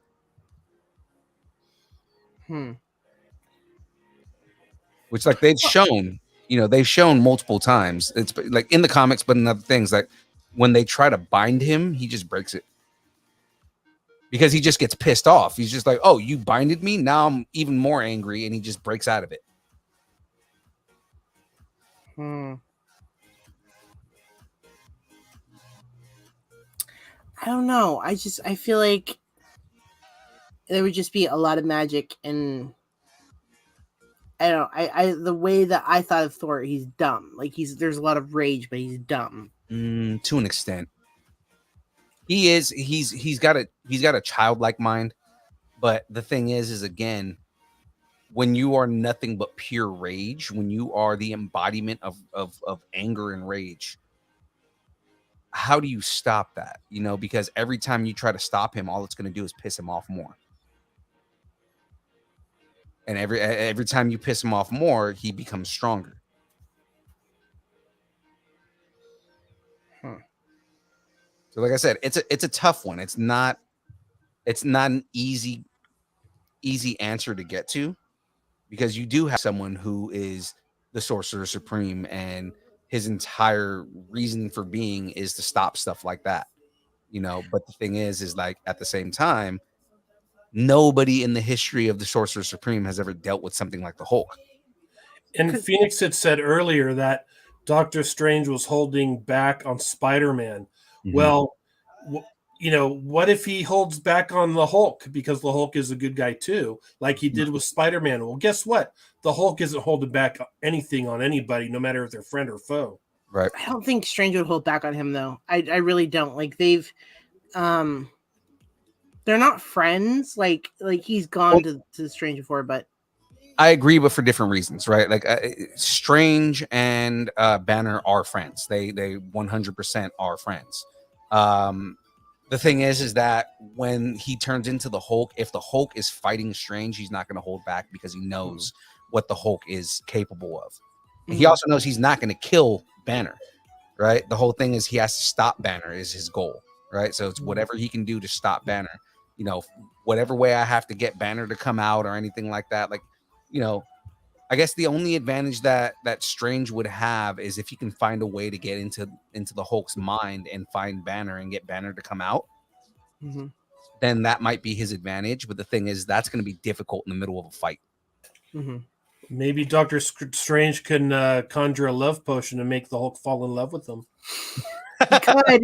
He could. No, I mean we've had the Watcher, right? The Watcher has been appearing lately, and he said stuff like, "Oh, if Strange really wanted, he could have ended the Civil War like that," right? And he's like that powerful. So I keep thinking that like Strange would do something magically, because they even mentioned in the last movie that the Strange cheats to get to whatever end he wants, and he's a powerful character, to the point where we barely see him because he's such a powerful character. And there are moments in the series where he could have just like snapped his fingers and like, okay kids, stop fighting, or okay, this is over, or you know. But see, the thing is, at the same time, it's like trying to sprinkle fairy dust on someone's face. Like his whole thing is he's trying to put a spell on the Hulk, and the Hulk's just gonna like sneeze it off and be like, "The hell are you throwing on my face?" and then punch him in the mouth. Like that's kind of like the level of the Hulk. That's one of the issues that you have with the Hulk in the comics is, you know, like the ways that they have to find the ways that they have to find it usually takes like the entire Avengers to stop the Hulk. And in most of the time, it's when they stop the Hulk, it's not actually stopping him. It's like, you know, somehow they got him to fall asleep, or somehow they got him to again, they got Banner to come out, or somebody calmed him down or something like that, which is very hard to do. Like it's not something that I feel like in a one-on-one fight, I think Strange would be in over his head against something like the Hulk. Yeah.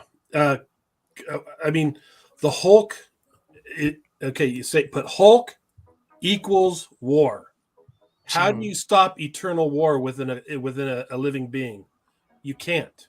It's impossible. The Hulk is I mean, he's too powerful. He's still got the eye though. Like they've even brought up that like he can change reality just with the eye. Well, he can't really change reality, but he can go back in time and see. Okay, Dave, that's almost a game changer, because if he can turn the eye back to a point where Banner, where he's still Banner, and then put him in the spell as Banner, like maybe put him in a sleep spell or something like that, because you can control Banner a lot easier than you can the Hulk. Yeah. The thing is that again, the argument against that is, like I mentioned before, the Hulk is a subconscious being. So the Hulk can take over the body if he feels that Banner's being threatened. Mm-hmm. But Doctor Strange would only be delaying the inevitable, which would be a Hulk victory. You know what I mean? He could never truly contain him. Mm-hmm. But we kill him. We are talking about a single fight, though. So that's the whole thing is being able to stop him in a single fight. Mm-hmm. Like if we're gonna talk like longevity, like if there's an eternal battle between Doctor Strange and the Hulk wins. The Hulk wins because Doctor Strange doesn't live forever. The Hulk does. Well, yeah, but I mean, if we're talking, it's just a battle and he's trying to stop him. I Right. honestly think it would be Strange. What I'm saying, like a single fight. This would be like a single battle. Mm-hmm. It's hard. It can go either way. It also depends on the writer. So I mean, like, Yeah. because one writer might just have the Hulk just like single punch Strange out of oblivion. But then another fight could be again like Endgame, where the Ancient One separated Banner from the Hulk. Yeah. I mean, Strange could do it too. That's what I'm saying. Is Strange would have that ability as well. It's such a hard. This is why this is the last fight, right? This is the last one. Yeah, Yes. this is why it's the last fight, is because it can literally go either way. It's one of those hard fights. Yeah. Do we have a tally in the chat? Chat. Can you guys? Yeah, I'm looking right now.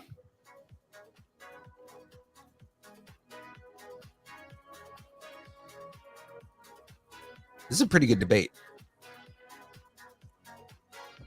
Chat, I'm only seeing one for Strange, one for Hulk.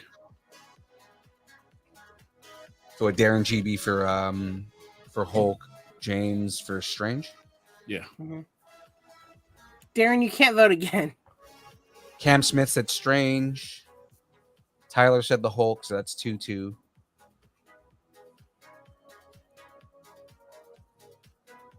Oh, that didn't go up far enough, I guess. Tyler changed his mind. Because Tyler said Strange at first, and probably after all the arguments I was making, he was like, "Oh, never mind, Hulk." Tyler, don't betray me. You only like Strange because he's good looking. Come on. No, I like him because he's powerful. I like the magic users. I just do. Mickey changed my mind. I'm not going to change anybody's mind because I've been making arguments for both characters. You can see how conflicted I am. Like we were talking about before, let's create. We were talking about how he's got the eye, and like Phil was saying, he can just like the Ancient One pushed Banner out of Hulk, and basically incapacitated him. Or like You're not going to catch the Hulk with the same trick twice. Yeah. And since the Ancient One's already done it, like the Hulk's going to be ready for something like that. Mm-hmm. But pretend like the Ancient One hasn't done it yet. Like it's a different verse, and they're just fighting. No, at this fight, it's all at this point in the fight, it's post Endgame. Okay. Because that's why I was also saying, like, if we're going based off MCU rules, that's where I'm like, okay, well, is he the Rage Monster or is he Professor Hulk? There's been saying that he's back to being Banner. That's what I'm saying. Like that, the argument is if he's Professor Hulk, then Strange has an advantage because. Oh, Tyler said that was for another part of the bracket he wanted to change. Okay. Because Banner would be his weakness as Professor Hulk because the Rage Monster's not in control. Right. Mm-hmm. He has the strength and he has the ability to use the Hulk's body, but he's thinking rationally. He's not thinking as an angry monster. And that's where, at that point, that's why I'm saying, like, we have to figure out which version of the Hulk we're dealing with at this point. If we're dealing with the Rage Monster, the Rage Monster is gonna. It's a fight where Banner's not gonna calm down. I'm sorry, the Hulk is not going to calm down. There's no way that Strange is going to calm him down. The only things that he had that could calm him down are gone. Mm-hmm. We don't know how he's going to be. We've had a glimpse from Shang-Chi where he's Professor now. Well, that's what I'm saying. He was in Shang-Chi, he was Professor Hulk, but also the trailers for She-Hulk, he's Professor Hulk again. Mhm. Yeah. So I guess he would be fighting Professor Hulk if Doctor Strange versus Professor Hulk. If we're going off of what they are right now.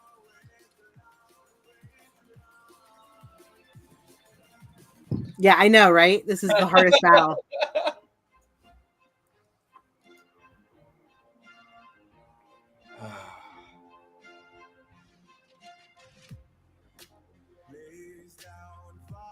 So I think it's tied up right now. I think we have 2-2.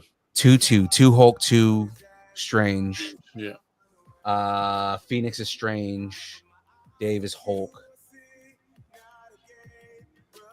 Squints, what are you? Hulk.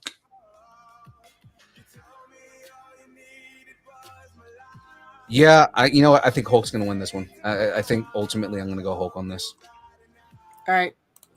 And it ends exactly the way the comic books would have ended. You know, Beats like I him. said, I mean, you heard the conflict in me. This is a really hard Yeah. fight. Well, on a side note, I mean, if you had Morbius versus Blade, who would win? Blade. That's not even an argument. I'm sorry. Like, oh, you're the living vampire? Yeah, no, sorry. Your Blade is destroying you, dude. Blade stopped Dracula. He stopped the original vampire, man. You're not. Morbius is not gonna do anything. True. Yeah, Blade stopped. He stopped. Werewolf by Night. Like, no, you're not. You're not stopping him. We have 7 watchers and we only have like 2 votes in the chat. Come on, guys. No, there were 6 votes. Oh, was there 6 votes? Yeah. Votes were already closed. Okay. Yeah, Darren said the same thing. He said Blade, no brainer. Yeah, and see Cam saying, yeah, he's currently Professor Hulk right now, but I mean, But Phoenix, you would be a great lobbyist in Washington, D.C. then. all right. So to finish the left side of the bracket, what is it? It's Hulk versus Captain America. Oh shoot. Oh, So we did that. it would be no, so it'd be it was Hulk versus Strange. So now there's the other side, which would be Mark. So the next lineup is Captain Marvel versus Oh, Korg. no. Yeah, so we wouldn't be doing that side. So that was the final right there. That Yeah. that was the 2 sides of the bracket. Huh? That was There, the 2 we sides. did Top one side. side of the bracket. That's what I'm saying. That was the top side, the bottom side of the bracket. Yeah. Yeah. Okay, cool. But So that's Captain America. But Captain America beat the Hulk. We did that one. Oh, So wouldn't it have been Captain America versus Strange? Mom, did you just vote? That's funny.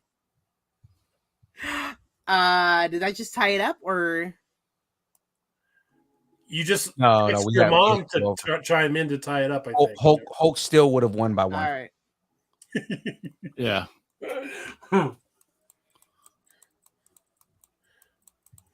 Okay. Okay, But what- so ultimately on that side of the bracket, it was the Hulk then. Hulk. But what Okay. about Captain America who beat the Hulk? Yeah, didn't America- We did Cap versus Hulk, and then Hulk won. Because so let's recap the recap. So Hulk won? Oh, I thought it was Captain America that won. no, because Oh. it was Cap versus Hulk, and then Hulk won. Oh, okay. Oh yeah, no, I'm looking at it right now. So yeah, it was the Hulk did win that one. Oh, Okay, no, I see it now. Okay, yeah, so the Hulk won the whole left side. Mhm. Perfect. Our next lineup will be Captain Marvel versus Korg, Gamora versus Star-Lord, Spider-Man versus Rocket, Black Panther versus Groot, Iron Man versus Peggy Carter, Hawkeye versus Falcon, War Machine versus Okoye, Okoye. Yeah. Black Widow versus Nick Fury. Ooh, All right, that'll be so that's- dark. That's where we're going to be jumping at next week here. So we're 45 go minutes overtime. over. We Yeah. did go overtime, yeah. We're Yeah. 45 minutes over at this point. So, guys, I Okay, appreciate everybody's patience and hanging on and finishing this side of the bracket. I mean, it was a whole fun bracket thing right there because we did really get into some debates there. So, Mhm. so this being it, guys, highly appreciate it. Now, just throwing it out there, we are not going to have a build next week. So we're back in 2 weeks. Okay. Okay. But yeah, on that, we will see you guys in 2 weeks here. In which what do I have on the next show right here? Let me get everybody hyped here. There will be a Wednesday though, right? Potentially. Okay. Let me see. What is it? I think our next guest is Tim Donaldson. Jawa himself. Tim. It is. June 13th is Tim Donaldson. So we will have the original Jawa on the show. Mhm. Well, guys, if you we're not going to see you on the show next week, but make it out to Silver Age Comic-Con. Get your butts out there. We are going to be at Silver Age Comic-Con. We're going to be having a crap ton of fun doing interviews and just hyping in general. We may possibly do a live podcast. That might be fun. But then we're going to be giving away a whole crap ton of prizes, guys. Come on. Who doesn't want free stuff? Between the prizes you're giving out and the swag we're giving out, for $10 to get into a show, you should get your tickets tonight. Exactly. Because, I mean, Not just $10 for the show. You should go and get the Forever Pass so you can go to whatever That's true. con. 60 was it 60 bucks? $60. Yep. $60 to go to lifetime shows. It is worth it, guys. I am on a ton of projects, so I'm going to see if I can make it to Silver Age, but I'm definitely committed to Oregon if I don't, Dave. So hopefully see you soon. And you want to go to Silver Age so you can get one of these And then nice poker little chips. chips. Yeah. Go. What That's convention a does poker that? chip too. Poker chips and comic books. Hell yeah. They go together like peanut butter and tuna fish. Okay. Guys, we've had a whole bunch of fun, but it is time to end the show. It is dance party time. So grab your favorite toy and do-si-do. Let's get this going. I don't know if I have a favorite toy. I've got one for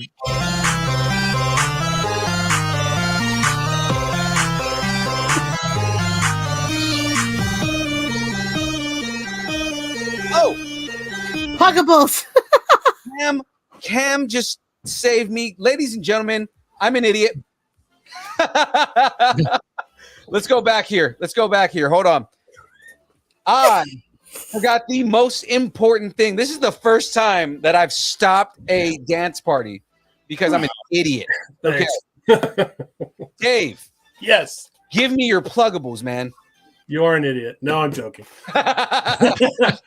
it's true. Pluggables. Come out to Silver Age Comic Con June 11th, Reno, Nevada. It's going to be the hippest, craziest time you're ever going to have at a Comic Con inside of a casino. That's all you got to say. Take my money. Right. And we got amazing guests. We got the entire convention center. So you come out, have a great time. You're not going to have a better time for $10. Would you rather spend $55 at some corporate show where you're going to be sitting in line all day, or $10 to play all the video games you want, hang out with some great actors, your friends, your family, see the best vendors you're going to find all under one roof? And it's going to be a great time. Silver Age Comic Con. And also look at ColossusGirlEntertainment.com for all our conventions and all the links to all the conventions for we're after Silver Age. It'll be halfway through the season.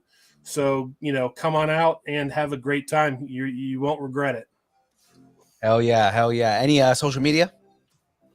Yeah, we're on Facebook, SilverAgeComicCon.com, and Gem State Comic Con, and Anna Medford, and Metal Art Comic Con, and California Republic Comic Con. where we're going to have Kevin Sorbo in Placerville. You're going to want us to go there. And it's going to be a great time. When you go, if you go out to Placerville for California Republic Comic Con for Kevin Sorbo, you can sit and talk to him. You can't do that at Wizard World or these other conventions. But with us, you can sit down and have a cup of coffee with our actors, and they'll treat you like your family. Nice. There we go. Phoenix. Hello there. Go ahead and Yeah. go ahead and give us your pluggables.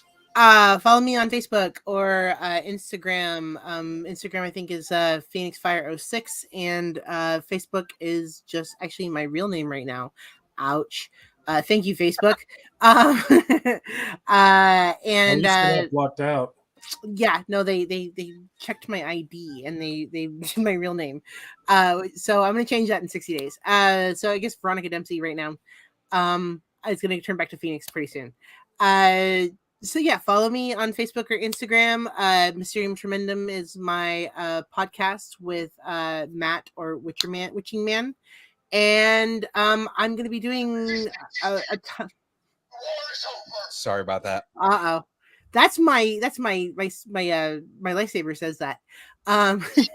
So does mine. Yeah. That's what just said it. Okay. So or follow me because I'll be releasing some information pretty soon about a project that I'm going to be working on. So follow me and for more updates, and also great pictures of the con that I just went to, which is Anaheim Star Wars Celebration. So and of course, Distance Nerding, Kyber Cave, love you guys so much. And I'm sometimes over there. I go play over there with my friends, and we'll be doing lots of stuff soon. So Shut up and take my money. There we go. And of course, Squints. John C. Give us your pluggables. All right, you can follow me on Instagram at Cuts and Chaos Pod. I have a podcast coming out, obviously entitled Cuts and Chaos. Yeah, Looking forward to being on there. I'd love to have you. That's going to be fun right there. Now, of course, ladies and gentlemen, if you don't know already where you can find us, because it's not an obvious thing. I don't think anybody knows, right? But you can find us on Twitch, Twitter, Instagram, TikTok, YouTube, Facebook, all at Distance Nerding. Now, guys, don't forget to watch our regular shows. The one you're watching right now, The Build, from Mondays from 6 to 8 p.m. Obviously, we went an hour over, partially because I'm an idiot and I had to go over to do the pluggables. And then, of course, the download on Wednesdays from 7 to whenever we finish. If you're wondering about that, if you've never seen the download, we do news, we do rumors, breakdowns, reviews, all that kind of stuff. If you guys want to preview real quick, we're going to be reviewing Doctor Strange actually tomorrow, so that'll be fun right there, guys. So we will catch you on the next show. Now it is time for the dance party. are you sure? Yeah, 100%. Let's do this proper. This is the real one. And of course, wrong music. Just fucking everything up. It's Monday. Yeah, case of the Mondays. Let's go back.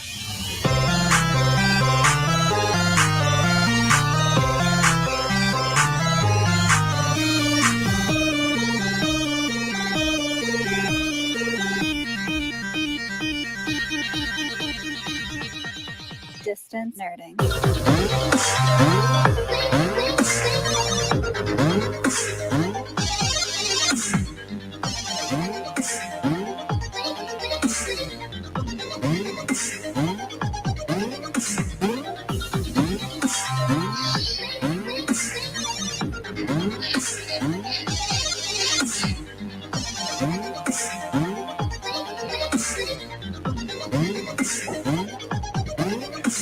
I am the dark side. I am the Senate.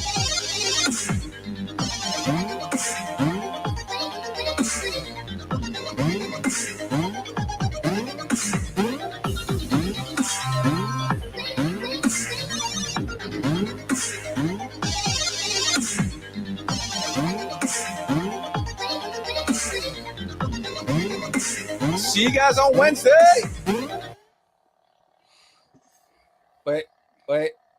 Wait.